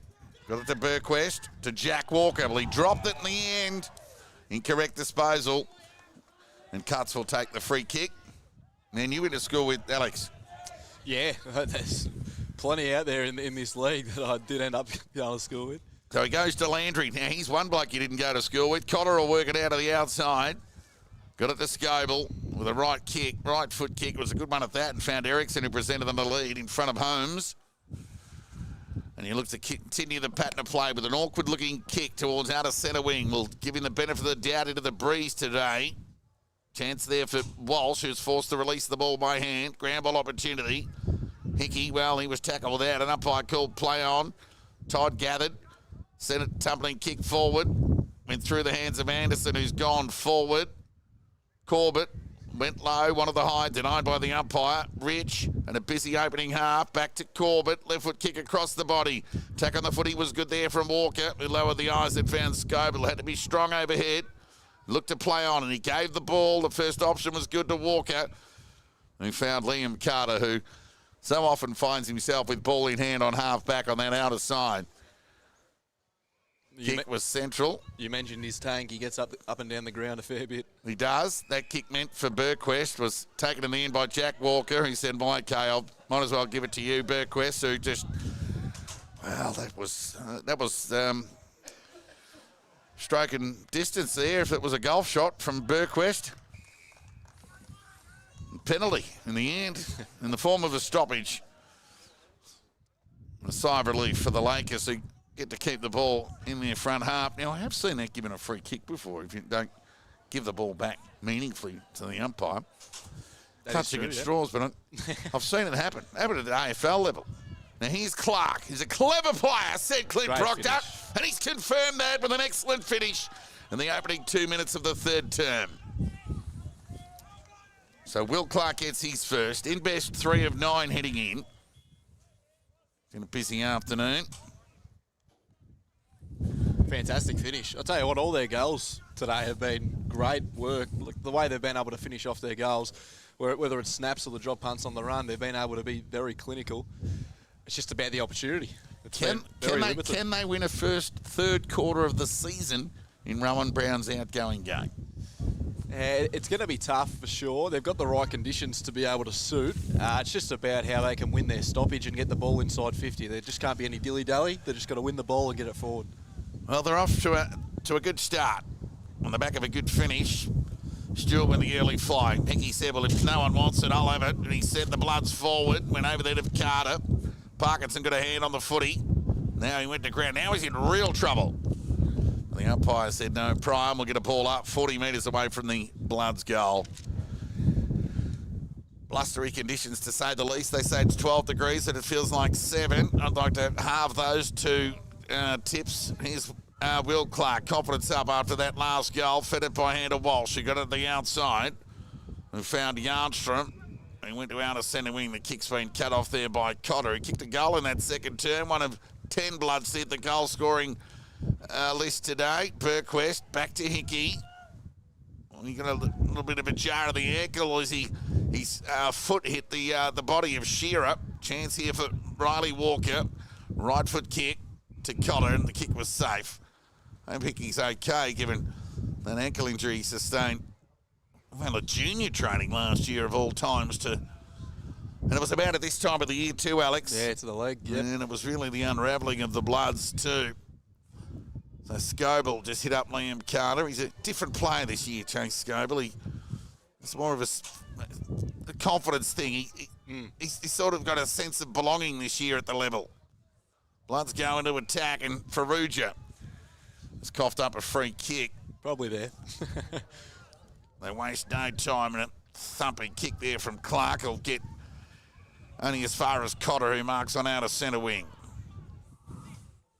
So Cotter, he's had a good year in best 7 of 11 games, so his durability this year to play every game for one.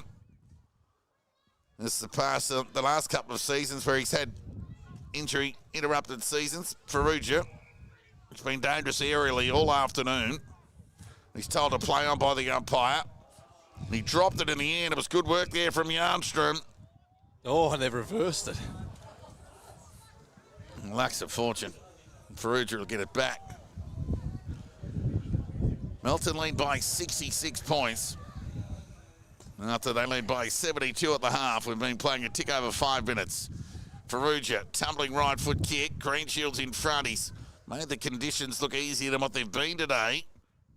Clark, clever hands, took the first option to Todd, who went with the left boot and found Corbett. Went through his hands. Now Batty with some dash from half forward. Tumbling kick into the breeze. Robinson, he had a bit of it, couldn't bring it down. Good pressure there from Cuts. And we'll get a ball up 40 metres away from the Melton goal. So can't doubt the endeavour of the Lakers, despite... No, that's right. They're going to have to fight to be able to get the ball on their terms. So I think it's Green Shields again. The pot shot at the goals. Just knocked through for a behind. So the trusty boot of Yarnstrom will bring the ball back into play to Clark. So I was alerted of Clark's ability heading into today, as I've touched on. The kick let him down there momentarily. Walsh did the mopping up. Antonak back to Clark, and that's a good finish. Albeit to Shearer in the middle of the ground, and he kept running, Clark. And the penetrating left foot kick, bouncing ball, it got out the back and it bounced favourably. Well, that was a coast-to-coast individual effort there from Clark, who basically took the entry, or the re-entry kick there from Yarnstrom, and he's had 3 or 4 passages in that chain, and there wasn't enough superlatives in the end to describe that, just the ability to cover the ground and finish there from Clark. Well, I think he'd, if you had to get the highest rated players of the half out so far, he'd be skyrocketed to the top of that list. And he probably will be there for some time. He started really well for the Lakers. And yeah, it just shows how much easier it is to move the ball when you're heading to this end of the ground. The ball will just carry and kick through. I think that's probably going to go down as a 80, 90 metre goal. Indeed, he's probably racked up 50 ranking points in one passage. Ball up, call it even. Antonak's gone into the middle. Burquest, standing start, hurried kick there from Davis. Went the required towards half forward. Chance here for Yarnstrom with that left boot, and got the hand pass from Raven.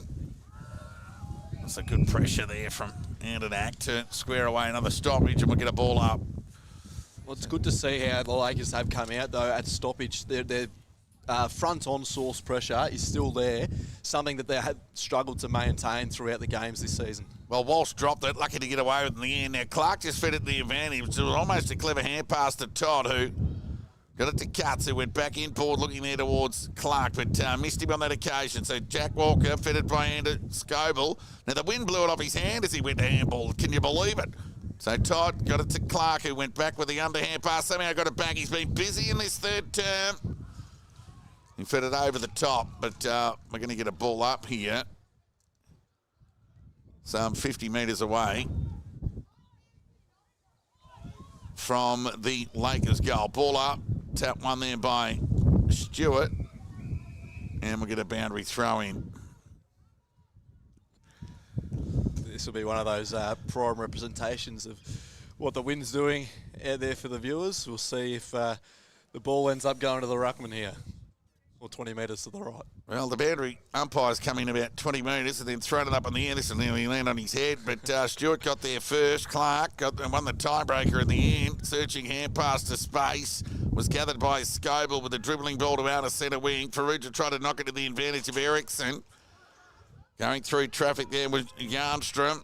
At ground level there was Raven, and we'll get a ball up in the middle of the ground. Yeah, just need to stay with them, the Lakers. They can't let Melton get easy ball out the back. Burquest, Stewart, Davis through traffic. Ericsson needed to give it, and he did, to Borg, who's forced to bend, and he sort of got it on the second effort, and then lowered the eyes and drilled the ball laces out to Kite. Yeah, it is quite hard to watch that for the Lakers. Hard to watch for the Lakers there. And Chips it selflessly just chipped it over the top to Green Shields. So Kite, well, he has 4. He's had a hand in 4 other scores. Probably could have 7 or 8 of his own. But this young fella, Archie, he's going for a career-high 4 goals at the level.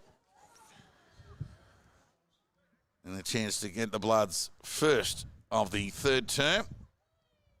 It's an excellent finish. He kicked right through the ball. And the Bloods are on the board in this third term. Took in the best part of 10 minutes to do so. 16-6-102. Well, now 17-6-108, Melton. He's got the 4 goals. I reckon that's his career high now in the seniors. And, yeah, just going back to the way the ball entered 50, it was just way too easy for the Bloods to exit the stoppage out the front. They straightened the ball forward, and because of how they'd set up in that slingshot fashion, getting them out the back was just way too easy. You hit up Kite by himself, who's got 10 metres on his man. It was just, it was textbook stuff from the Bloods. So Will Clark comes off for a deserved rest. They'll get the clearance out of the middle through Walsh. Tumbling ball forward to half forward. Caddy tackle, take it to the ground. And we'll get a ball up 50 metres away from the Lakers goal, who are looking for a mini win this afternoon, albeit in a quarter win. They lead Melton 2-1 in this term. But Riley Walker will deny the Lakers momentarily with a right foot kick out the direction of Liam Carter. Pressure was good from Parkinson at the back, but it was a mark, so it has to come back to Liam Carter. You reckon the Bloods would have played enough footy to know that, Alex? The young fella's excited. He just wants to keep the ball moving forward. I don't really blame him, but the rules are rules. You can't underestimate that roost that went back to Liam Carter, by the way. It went about 70 metres. Just carried with the wind. So it'll be Liam Carter. Geez, you're always just looking for a bailout kick in these conditions. I didn't do it, kind of stuff. And there was a turnover kick at the end as Clark got on the end of it. Speak of Logan on this occasion, he lowered the eyes. Kick was okay. Just got no way to be able to slingshot and overlap So the ball here. Parkinson put Yarnstrom under pressure. He was forced to go with the soccer. They'll end up with it here. Rich to Parkinson. And he'll square the ball to Andernak. Oh, touch of the fumbles. Hickey, always clean at ground level. Fed it by hand to Riley Walker. Back to Hickey. Dump as he kicked. Sent it forward. Clark's attack on the footy was good. Forced to go by hand. Walsh, loose hand pass. Missed Parkinson. Opened the door for the Bloods through Green Shields again. It went long and strong to Kite. Just, again, way too easy. I think the benefit for the Bloods is that they've just been able to have Braden Kite one-on-one in the goal square. When they've been able to slingshot the ball forward, it's nearly impossible to be able to negate that, especially when you're playing as an undersized defender.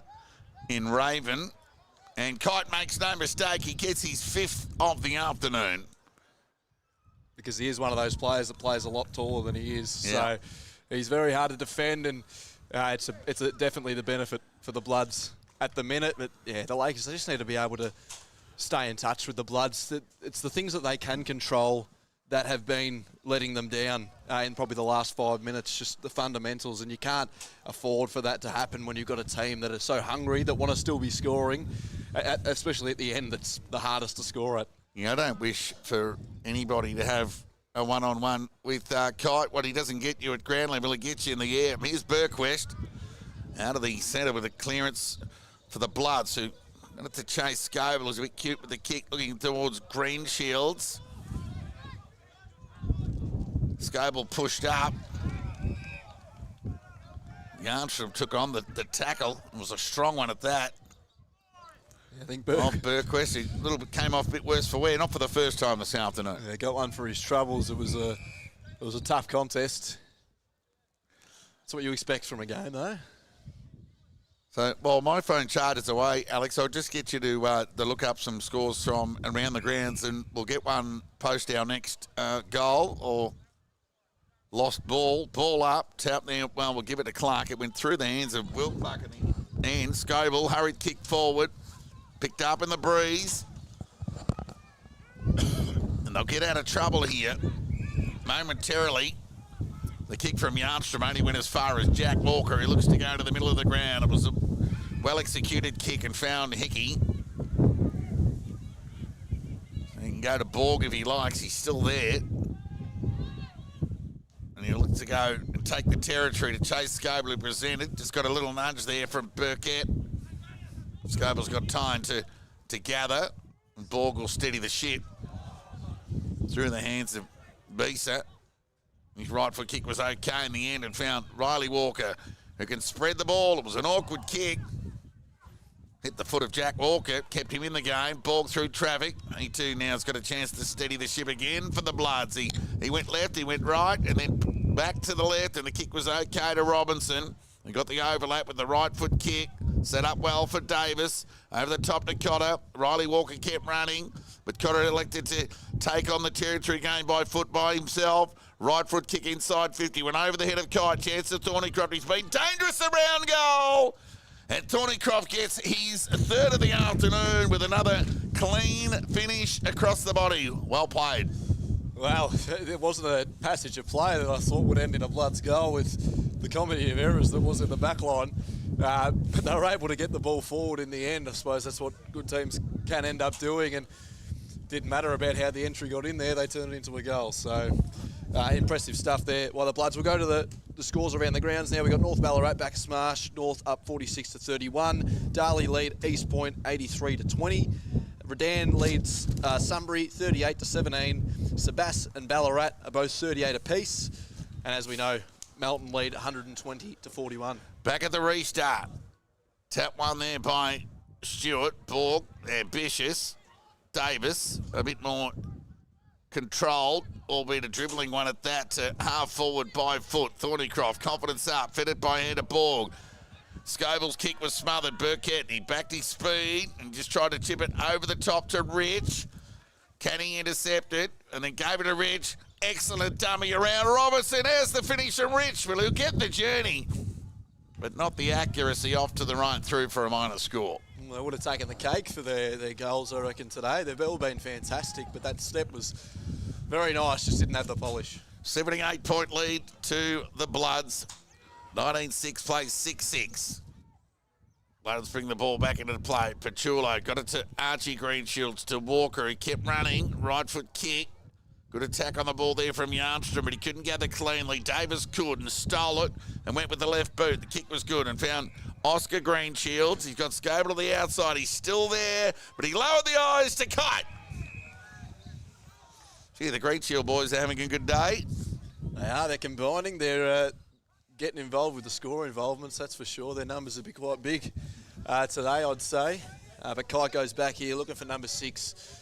Could well be going for number 7, but he has been able to give off a few today.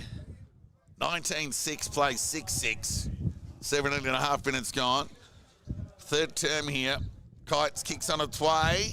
It's just off to the right. So a rare error for the Bloods with their set shot shooting today. That certainly hasn't helped the Lakers' cause either. The accuracy. So there's a kick in from Raven. It was a nice mark at the end, taken there by Corbett. And look to go onto that left side and go to half forward. Kick was okay to found Will Clark. He's had a good day. Left foot kick. Goes to what was hoping to be a vacant goal square. But the ball trickles off to the left, and the Lakers will get an opportunity to reset, take a breath in the form of a deep forward 50 boundary throw-in and chase into the behind post. Well, bar the miss before, this is probably one of their best looks they'll have in a while. They've been able to score from stoppage today. So hopefully this is the opportunity now for the Lakers to hit the scoreboard again. It's been a pretty plain last 10 minutes. Boundary throw-in. Call that even. Hickey, searching hand pass, went towards Batty, who backs himself, and then kick across the body has found its way over the line for a boundary throw-in, 40 metres away from the Lakers' goal. The Lakers will be happy to have it over on broadcast side with the breeze. An easier side to score on. The boundary umpires come in as good as a kick, really, and he'll throw it in. Chance here for Anderson. He's a left footer. His kick just went across the face. Now we'll get a boundary throw in on the other side of the ground. 15 metres around from the Lakers goal, who just enjoy a bit of time in their front half. Oh, the jattering teeth are starting to settle in a little bit now.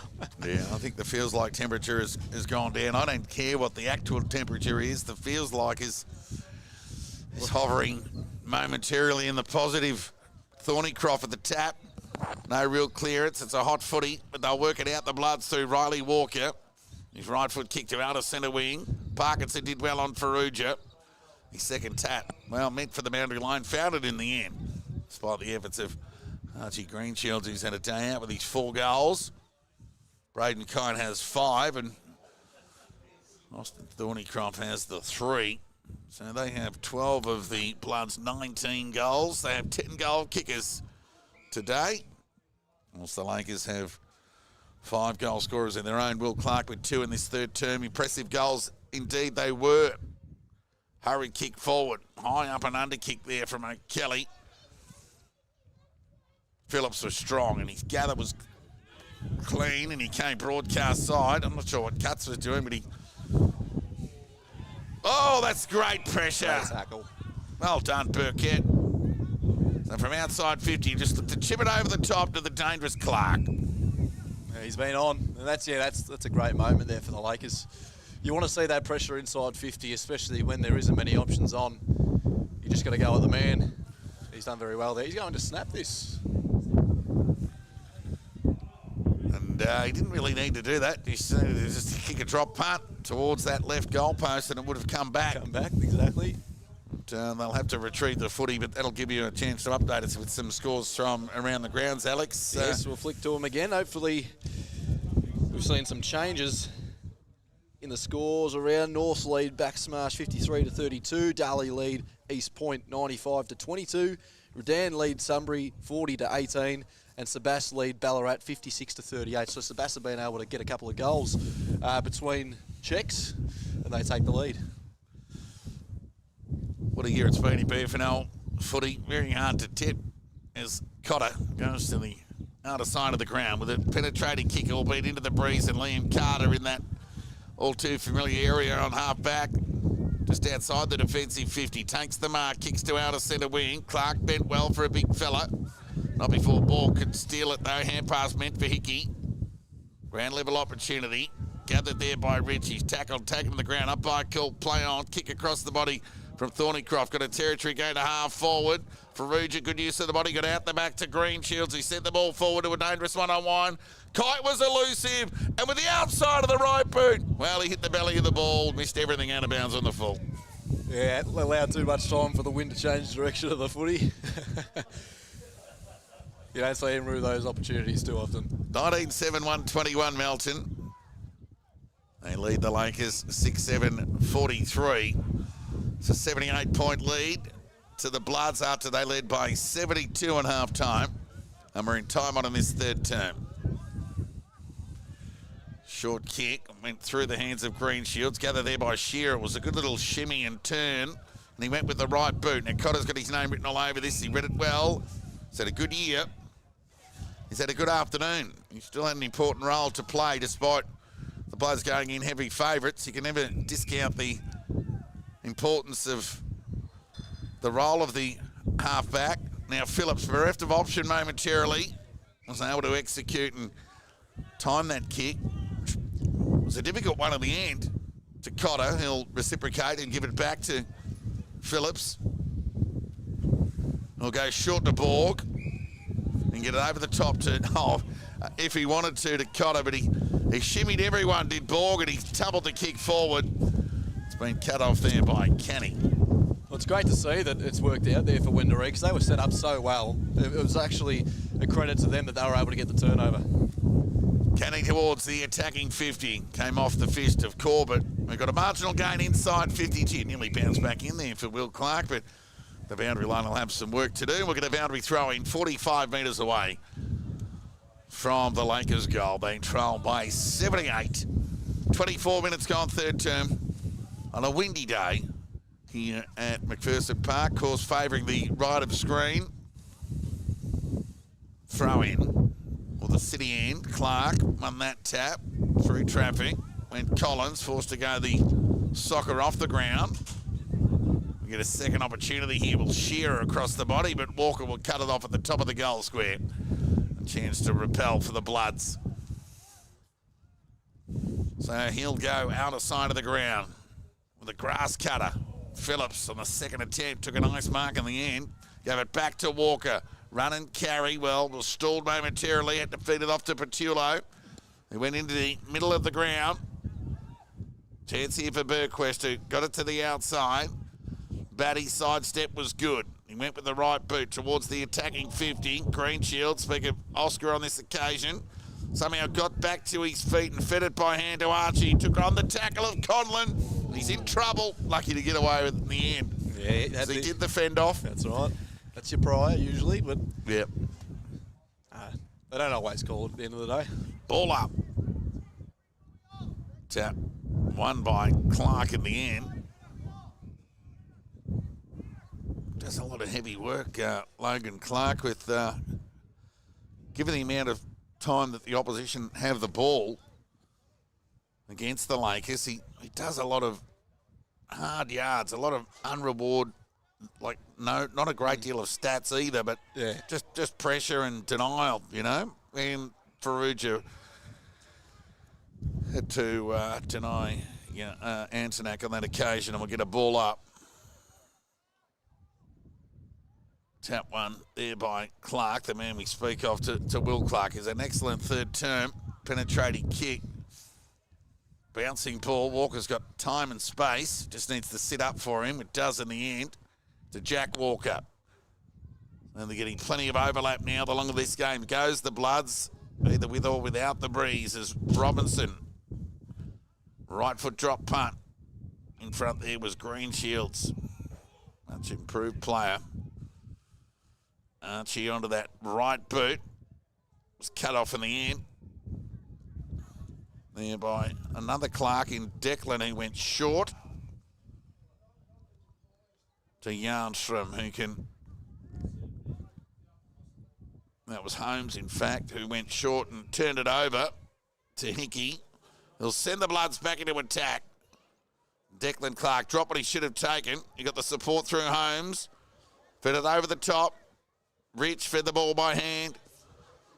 Bit of fatigue setting in for the Lakers. It was one of their more sloppy bits of play for the afternoon. It was let to run for a little while. It was quite a while in between stoppage. And the legs of the Lakers are getting a workout on this firm deck compared to what they're used to at CE Brown. Quite a lush surface. It's a good ground to play footy on, that's for sure. 55 metres away from the Bloods' goal. Time ticking away in this third term. We're into the 28th minute. Umpires picked out a free kick here. Holding the ball, it's going to go the way of Todd against Borg. So he should make the most of his long left foot here and get some territory for the Lakers and get them out of trouble momentarily. So he should get the ball to centre wing here. Times it well to outer centre wing. Bloods have got numbers. Walker's had a good turn. Fed it by hand to Stewart. Getting on the end of it there was Batty. Tumbled the ball forward. Parkinson dropped it. Lucky to get away with it in the end. Right foot clearing kick. Came to broadcast side. Chance for Corbett. He's got some toe. Took on Petulia. The debutant. Went inboard. Missed the target. Meant for cuts.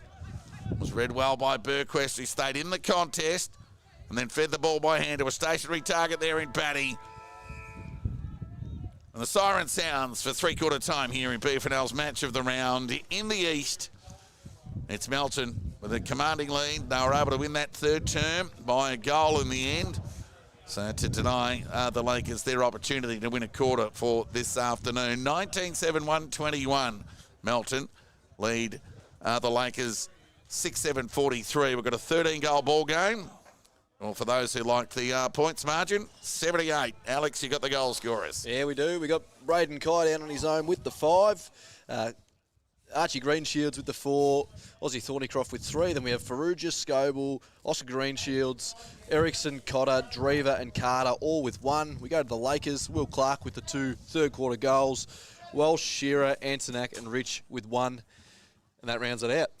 All right, we'll just have a look from some scores from around the grounds before we take our final break of the afternoon. As it loads. So we've got North leading back smash 59 to 32. Darley leading East Point 96 to 28. Redan still lead Sunbury 40 to 18. And Sabas and Ballarat are drawn 56 to 56. Wow, what a go-yo or seesawing game Yes. they like to call it in footy. Ballarat, of course, the number one ranked side in quarters 3 and 4.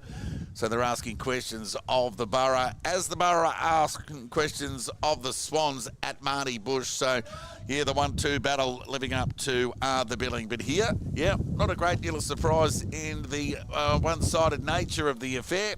And it's the Bloods who lead commandingly by 78 points. 19-7-1-21.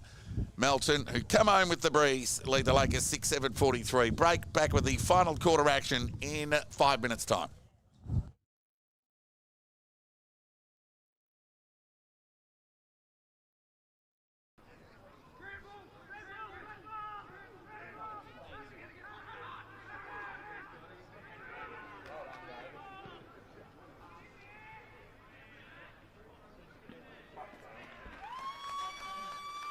The rooms. I'll see if I can get a word at halftime whether as to whether he can continue, but he's gone down the rooms. I would think that highly unlikely as North win the clearance. Stone with ball in hand, kicks long towards the goal square. It's going to be a one-on-one. Curtin, clever punch, went straight back to McCartan, over to Mitch Clark, snapped it over his right shoulder. North had the instant reply. Gets back to take the mark. Took a nice proactive position and took the mark. Short ball find Henderson. Handball off to Buckley in the middle of Mar Stadium. He has a vacant goal square. He pounds it home and pounds it all the way home.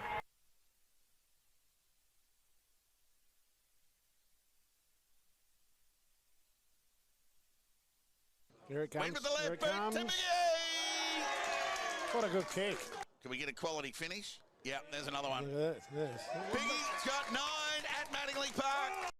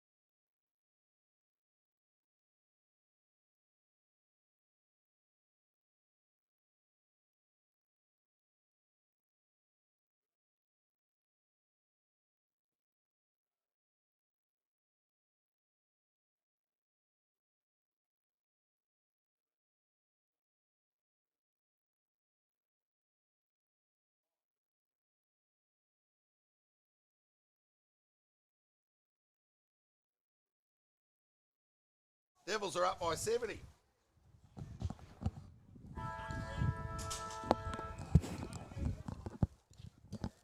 Welcome back to Macpherson Park for the final quarter action. Melton lead by 78. Davis will get the first clearance inside 50 for the Bloods. Parkinson and Carter went at it. Carter ended up with it.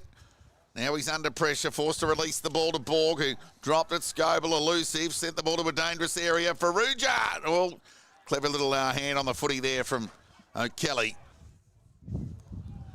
And the first behind coming up in the opening minute for the Bloods. It didn't take long to find the scoreboard, and we have a look actually last quarter. Lakers went ever so close to being able to win a third. Yeah, the 2 goals too just wasn't enough. Despite some brilliance from Will Clark. Anderson with ball in hand. Always tough to negotiate into the breeze here at Macpherson Park. Tumbling kick, awkward one at that. Shearer's attack on the footy was good. Opportunity here for Antonak, who got plenty of the ball in the canny direction. Cotter was strong in front, took an ice overhead. Been good today. Goes back to Beeson. Goes with the right foot kick. It was a poor one at that. It was cut off in the end by Holmes. So he lowered the eyes. That kick was good. Found Collins, who played on and went to Rich, who just tried to chip it over the top. Oh, went through the outstretched hands of Kenny. And we'll get a ball up. Opportunity gone begging, Alex. Oh, you'll be very disappointed with that. That was such a great opportunity, which they haven't had many opportunities at this end of the ground. Tap one by Stewart. Chase Scoble got the rove and sent it well into the middle of the ground. Only as far as Walsh, who went short to Anderson. He went to play on and then was told to do so by the umpire, and he went wide of the pocket. Bouncing ball, loose one at that. Gee, it was a hot footy. And we'll get a stoppage on the inside 50 for the Lakers. Well, the weight of the breeze has gone up. The temperature certainly hasn't. Now, here's Clark. Oh, Greenshields did well to win his own ball. And then fed the ball by hand to Farrugia, to Batty. We'll look to Farrugia and went back to Beeson. And nearly carried it over the line in the end. Fed it by hand to Farrugia, and that's missed all and sundry. It's gone out of bounds on the full. A rebound kick for the Lakers off half back. So Parkinson. Well, they definitely had the opportunities early here, the Lakers, in this last term. It's just about how good can the ball use be. Short kick to Antonak. Oh, that was a nice mark taken there by Drever. Slips catch in the end to Greenshields, who fed it over the top to Davis, who went in ball to Burquest. Look out, good pressure at the back there from Shearer. Tumbling ball forward. Ericsson got the crumb, sent it forward, and broke the 3-minute hiatus without a goal in the final term. Ericsson gets his second of the afternoon, and the Bloods bring up their 20th. And given what's going on at the Clark Oval and up at Bars Stadium, this is going to be a much, a very handy percentage boost for the Bloods, let alone the 4 points that come with it, Alex. Yeah, most definitely. That's the way that the club definitely needs to look at it at this point in time. It's a chance to be able to put a big score on the board in this last quarter, use the conditions to your advantage, and I'm sure that's what they're going to be after. And we might be just down to a race for position number 6. That is true. It is very heavily contested at the minute. Rich out of the middle. In the direction there of Landry, he couldn't hang on. Ball spat out the back to Riley Walker, who's had a good day. Right foot kick. Was good vision in the end. Found Drever, stabbed at it, went wide towards Farrugia. Went through his hands, out the back, chance of Todd. He's a left-sided player. And he'll get onto that side. Inboard to Holmes, who missed the target. It was meant for Antonak. Look out, here comes Kyle Borg. Ignored the option of Ericsson and Burquest and went forward to Kite. It went through his hands, got out the back, chance of Parkinson. His gutter was clean and it had to be. Well, the kick was not so. And direction there of Raven. And it was down the ground. Free kick there. Might have been Cuts that was on the end of that pressure tackle. And Anderson will take the resultant free kick. So Anderson will go short with the left boot. The vision was good there from man behind the eyes. It was Cuts, in fact, and conceding ground there was Burkett. Back to Rich, who just looks to chip it over the top. They could have raffled it in the end, the Lakers, and Antonak took it in the end. Who looked to go short with a tied kick to Anderson, who was clean at ground level to Rich. Now back to Antonak, who looks to have an impact with this kick. Came wide, and it just needs to sit up here, and it does in the end for Holmes, who goes from centre wing to half forward. Corbett went to go by hand at Todd, but opted not to in the end. But he'll send it forward, only as far as Cotter, who's probably taken a dozen marks today. His short kick found Hickey. They could have raffled it there, Hickey and Ericsson. But the former, he got it over the top to Davis, who had to go back and, like a coin, had dropped out of his back pocket. Went back, picked it up. Now Ericsson with the right foot kick. Inside 50, Liam Carter presents. Got him down around the ankles. It was a big stretch for the big man. Corbett will do the mopping up with a loose hand pop and loose hand pass. Chance to Rich. His kick was good to Todd. Pay that. Corbett cramping up on the firm deck here at Mackie Park. There's some tired boys out there. There's been some long passages of play. Yes, there hasn't been a heap of stoppages really in general play, despite the boundary throw-ins, of course.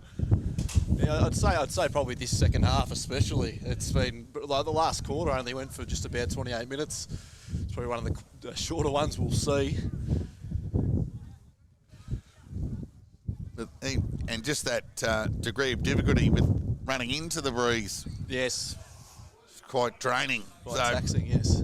It'll be Todd with ball in hand. He goes with that left boot to Logan Clark. Kick was okay. He looks to just chip it over the top. It was a well-negotiated kick in the end to Holmes. Holmes was a little bit worried there momentarily, but it blew favourably back into his direction. He goes along the line. Stewart presented. Took a mark in front of Canny in the end and played on and gave it to the running Riley Walker. He looks to go to the Liam Carter direction. It was a good stretch at the back, but he couldn't hang on. Not out of trouble yet, the Lakers. Cuts was hung on to every day of the week. And he'll take the resultant free kick. How can they shift the ball here? The Lakers, Melton have been set up so well in this last quarter in these areas and have been able to win the ball back. Both sides seemingly going through the motions in this final term. And that kick was an example of that. And Green Shields missed off to the left. He was nearly handed a fifth goal, if you don't mind. Yeah, on the silver platter, he'll be very disappointed he didn't take full effect there. But it's like he's opened his Christmas presents a day early, Alex. Didn't get full bang for buck. So the kick in from Clark was good and found Conlon. And looked to come broadcast side to Clark, who presented. A tight effort with the one arm. And the breeze, it's just been persistent. A kick from Parkinson wasn't too bad. So Clark will address this ruck deal with Stewart, who won the tap in the end. Green Shields to brother Archie. Well, they couldn't negotiate their way through the Bloods. And Will Clark, who's had a good day for the Lakers. The last man up with ball in hand. So a chance to Clark, who's tackled well there by Borg and lucky to get away with the end, Antonak and Hickey. Oh, that's unfortunately came off the boot there of Ryan Davis. Free kick will go to Todd. Oh, please. There we go.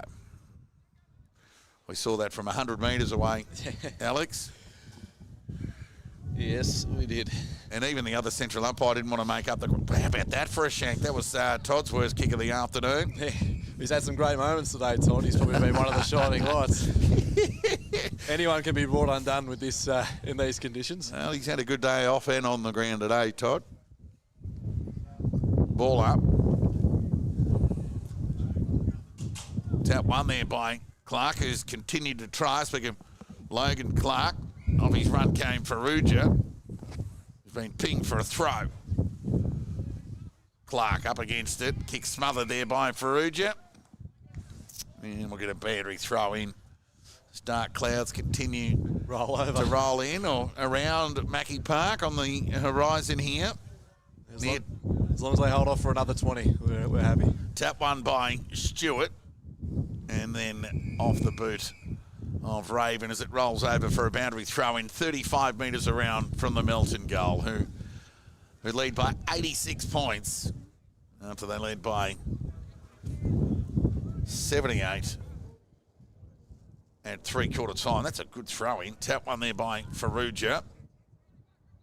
Todd's hand pass missed Rich. Tired Rich. So I've been impressed with their those three big recruits that they got in the off-season. They've all had an impact today. Antonak, Yarnstrom and Rich. Chance of Borg through traffic.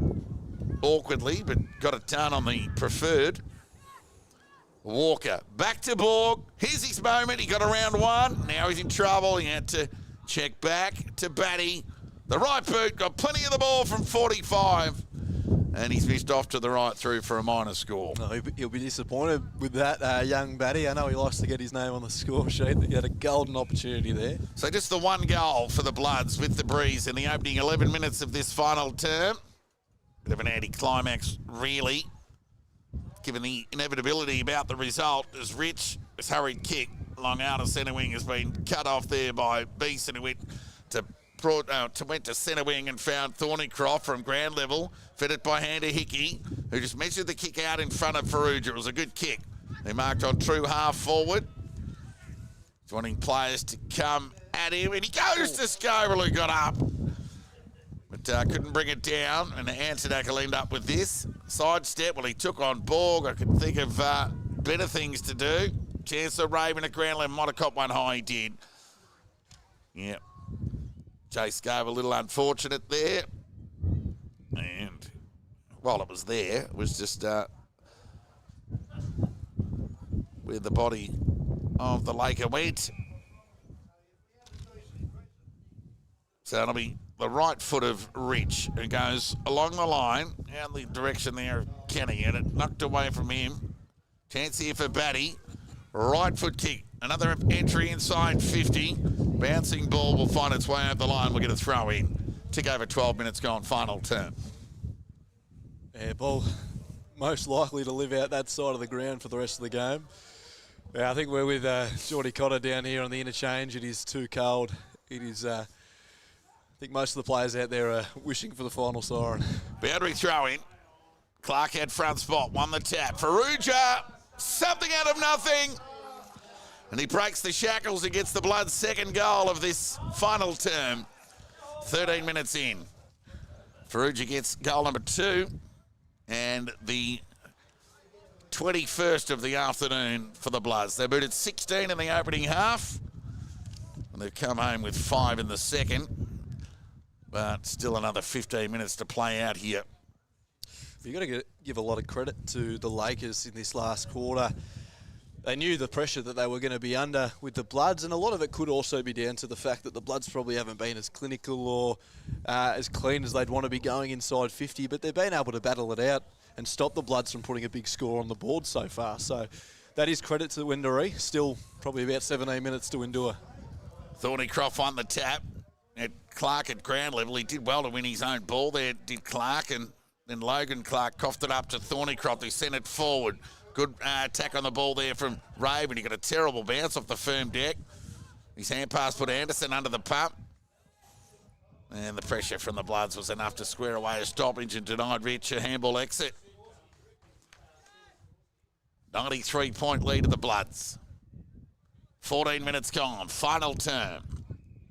Umpire's picked out a free kick here. It's going to go the way of the Bloods. It's going to go to Thornycroft, who plays on. Went by hand to Davis, who went into attack, looking there towards Liam Carter. He had it knocked away from him. Chance for Oscar Greenshields on the left boot.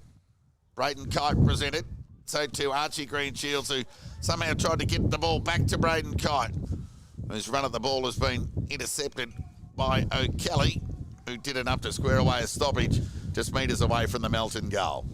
Yeah, prime opportunity here for the Bloods. Be a few players on the move. Ball up. Look out, Kite's around goal, forced to release the ball by hand as he went to ground, and the ball's rushed through for the Bloods, 11th behind of the afternoon. And he's one of those players that'll be on the move around goal, that is for sure. Kite, not many times he doesn't hit the scoreboard. So it'll be Will Clark to bring the ball back into play as he tries to direct traffic, and he does efficiently to Antonak, who continues the pattern of play to broadcast side. It was a good couple of kicks into the breeze. Corbett, he put it out the front of Declan Clark. That was a good kick too to find Kenny. He got some space on that occasion. There's good work there from the Lakers. There's Landry presented, and you'll get free for an over the shoulder. Go to Corbett if he likes. He put Clark under the pump, but Walsh was there to do the mopping up. He went back to Clark with a tight kick along the ground. Jack Walker can do the mopping up. Fed the ball by hand to the outside. Speaking of tired players, Robinson looks like he's ready for a bath. And I'm not talking about an ice bath. Who'd want one after being out there this afternoon? And the kick found Cotter. Another turnover for the half-back, but touch, said the umpire. And we'll get a ball up 50 metres away from the Lakers goal, who trailed by some 94 points. Loose ball, Borg. Couldn't gather. Anderson could. Fed it to Will Clark, who tried to thread the needle to Kenny. Kick across the body, went into the body of Cotter. Now Anderson can send the Lakers back into attack with a high kick. Corbett the fly, got an important spoil on it, only as far as, well, that's a free kick to Cotter every day of the week. It was like he was bracing for contact and just relaxed the body. He did well to earn it there. And Riley Walker got on the end of it. So some encouraging form from the dashing defender.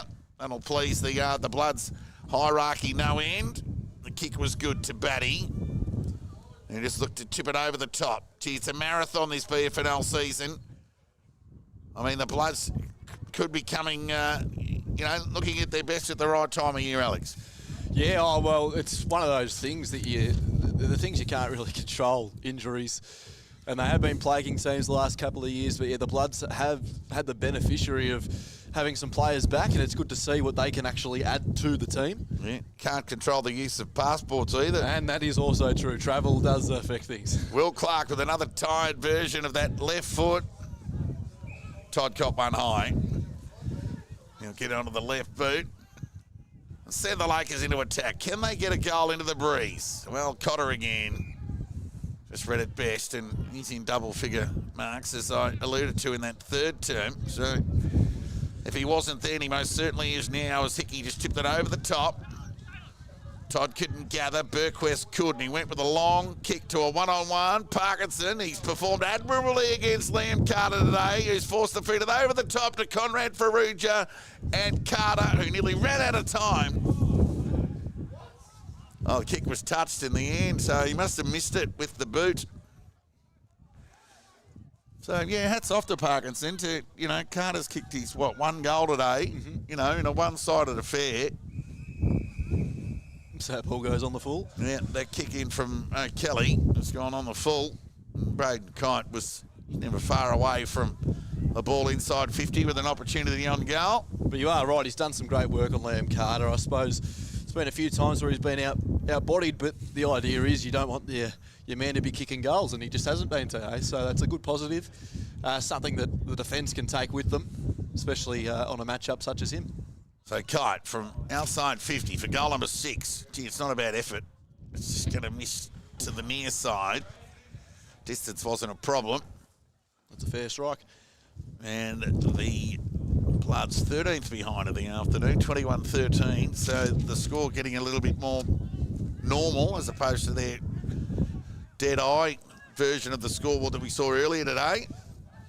And again, the Lakers have been able to negotiate well by foot out of defence. So Corbett, and this is a dangerous kick, but they've got enough numbers to raffle it. And it'll be Rich. Who has ball in hand, and he gets it beyond the defensive 50. That was unrealistic. Death by 1,000 cuts. It just took one cut on that occasion. Good work. Yeah, plea for cramp. Why not? Yeah, I had to fly because I was cramping. So it'll be Robinson. And look at that ball take shape. Big in swing. And Carter got on the end of it, and he kicked it across the body. And he's missed off to the right. Another minor score. 14th now for the Bloods. 21-14. 140. So they lead by 97. Near time on final term. And Clark, bereft of option, will just lower the eyes to Antonak. They've done that a bit today. They've just gone to Antonak with that first kick out of the defence. And he went to the outer side of the ground. Well, I think, as you mentioned, you want to get it into your Stars' hands, and they've been able to do that early. It's just the second kick. So the kick goes forward. Conlon took them on. He was well held up. So they've been without Yarnstrom for the last quarter and a bit too, the Lakers. So they've been a soldier down of one of their high-rated players. So Logan Clark won the tap. But, yeah, certainly Will Clark and Rich and Antonak have been prominent this afternoon. Speak of Antonak, clearing kick, got beyond the defensive 50. Gee, he got a bit of it. And Caddy takes Batty over the line and will get a boundary throw in. 140 Melton. 43 the Lakers. 97 the difference. 21 minutes gone, final term. It'll be Clark, who's battled manfully in the ruck against Thornycroft, Stewart and Robinson on occasions.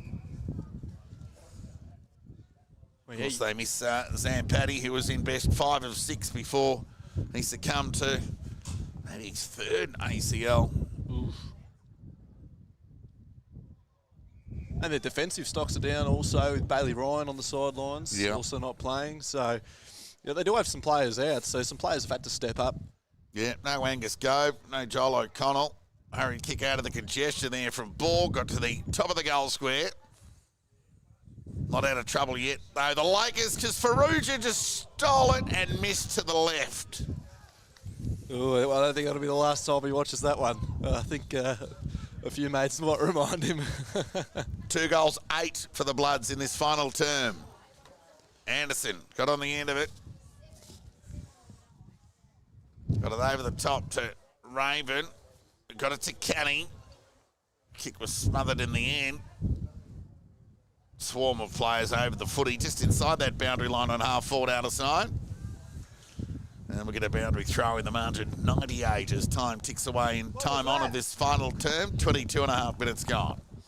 There's the ball up. Antonak with another important territory gain for the Lakers, but it's all the Bloods behind the ball, and Phillips can find Riley Walker on half-back. He can continue the pattern to Batty if he likes, but he went more inboard to Ericsson, who fed the ball by hand to Davis, who looked to get onto his left, fed the ball into the pocket to Kite. Oh. It's pinpoint. Now, Kite will have an opportunity for goal number 6 and the chance to extend the margin beyond the ton here. They lead by 98, the Bloods, in time on in this final term. And inaccurate 2 goals, 8 in this final term, just as we were touching on how accurate they've been, well, for the most part this year. And excuses definitely today, and they've been on the right side of the ledger again. Blustery conditions. Kite, bring that back nicely. And Kite gets goal number 6 for the Bloods. And he signs 22nd of the afternoon. 22 goals, 15. 147. Yeah, well, it took the captain to get him back to goal-kicking ways. They just cracked the 100-point margin which I think they'd be slightly disappointed with. As we know, they've had 11 shots on goal this quarter. They've only registered the 3 goals from that, and it's margin that could definitely be much bigger, and for percentage reasons, is a little disappointing.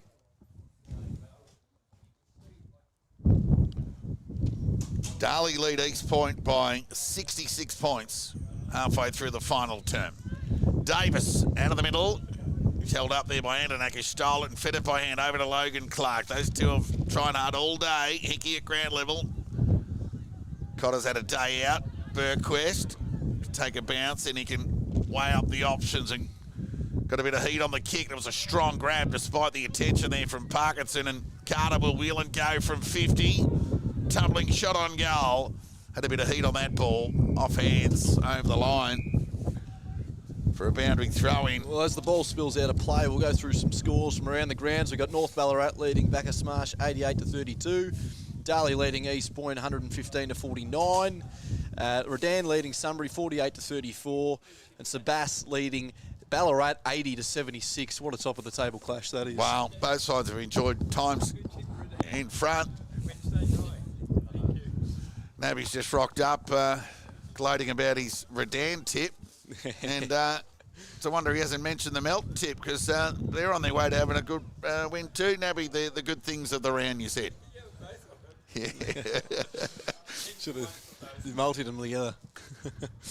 Back at the restart, deep in attack, the Bloods. They've kicked 3 goals 8 in this final term.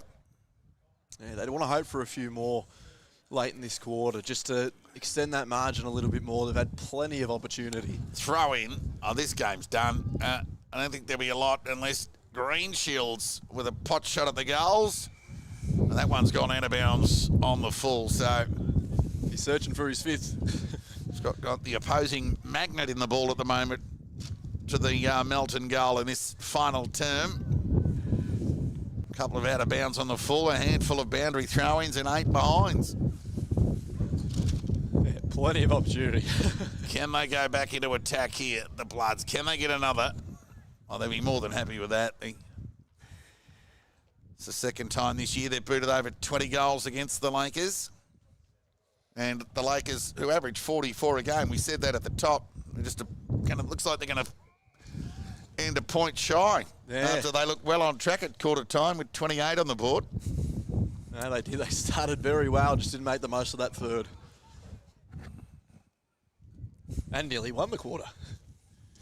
Not one player in a outside of a walk at the moment around the ground, if not stationary. Ground ball, Greenshields. Speak of Oscar. Got it to the outside to Davis, who just tipped it in the Carter direction. Oh, terrific mark, almost. It was well fought out there by Parkinson on the last line of defence. Good show of strength. And there'll be a 9th behind in 50 metres. That'll be against Liam Carter for having a word. Yeah, maybe voicing his frustrations. I reckon Gary Ablett Senior held his for longer. So Clark went low by foot to Rich.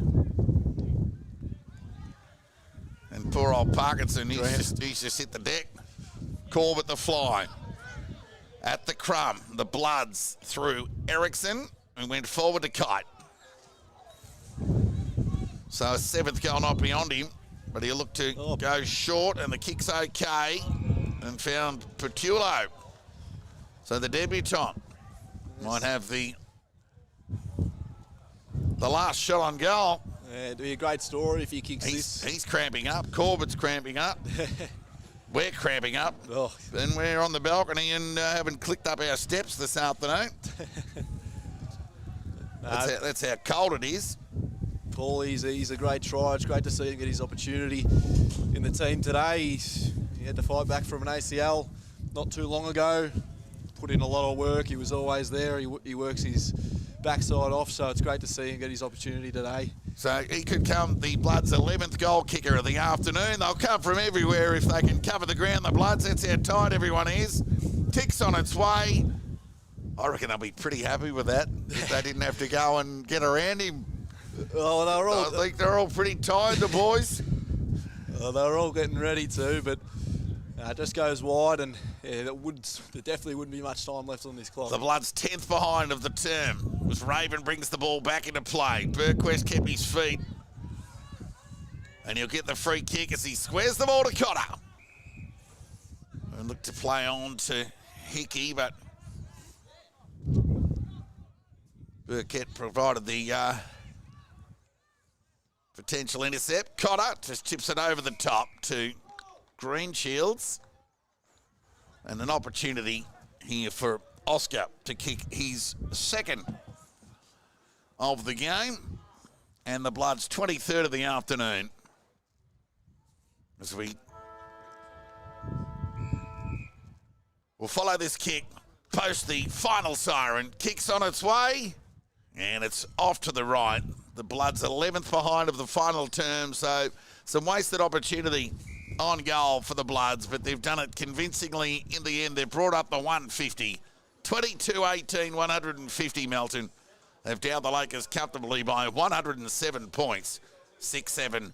43. Alex, you got the goal scorers. Yes, goal scorers here. We've got Braden Kite with the 6 for Melton, Archie Greenshields with 4, Ozzy Thornycroft with 3, Ferrugia and Ericsson with the 2, then Scoville, Oscar Greenshields, Jordan Cotter, Ollie Drever and Liam Carter with 1. We go to the Lakers, Will Clark with the 2 third quarter goals, Walsh, Shearer, Antonak and Rich with the 1, rounds out the score. And yeah, a game that, I'll tell you what, in the end, might have got a little bleak in the second half, but that first half was highly entertaining. Had some really good moments, especially in that first quarter from the Lakers, who usually play their best footy in their first quarters. So they were able to live up to that. Fell short of their average, as you did mention, but all in all, cold but a good game. Yeah, entertaining game. Didn't mind that. Could have been a lot worse. Yeah, the Lakers had some good moments, and enough to have Rowan Brown holding his head high for that effort of his boys, whilst they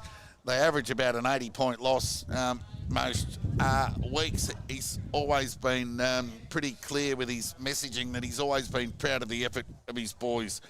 But honours with Melton, and a big thank you to Rowan Brown for his contribution at the Lakers over his few seasons. So unfortunately just ends in a 12th loss in a row for the season, but on a character front, a big thank you to Rowan Brown as he gives all his players a hug. He's been with them from A to Z, has Rowan Brown throughout his journey. It's been a tough time on the win-loss front, but he's always had the backing of his boys as he has his boys.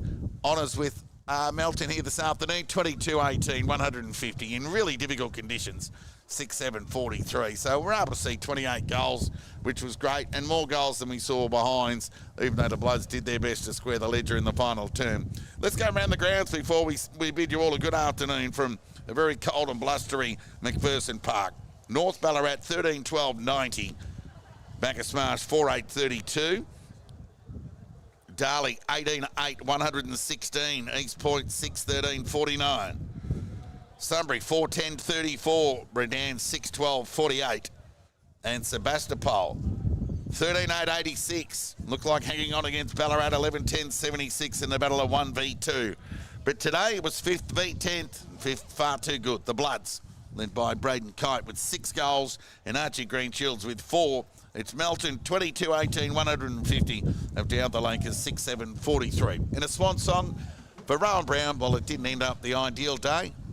He couldn't down his boys for the effort shown on a very difficult afternoon against a very formidable opponent in the Bloods. So on behalf of the crew, Dan behind the eyes of the camera, myself, Todd Millen, and Alex on the comments, thank you, boys. It's been a tough afternoon, but a most enjoyable watch. So on behalf of the crew, be sure to check out the review up online during the week, with some more stories to come out of BFNL Action Round 12. Post that, check out the presser Wednesday night. I think we're live for another night next week, Alex, so look forward to your company again then. We're still alive. Match of the round next week in the East. It'll be Bacchus-Marsh hosting the Devils at Mattingly Park in the local derby. Until then, we bid you all a very good afternoon.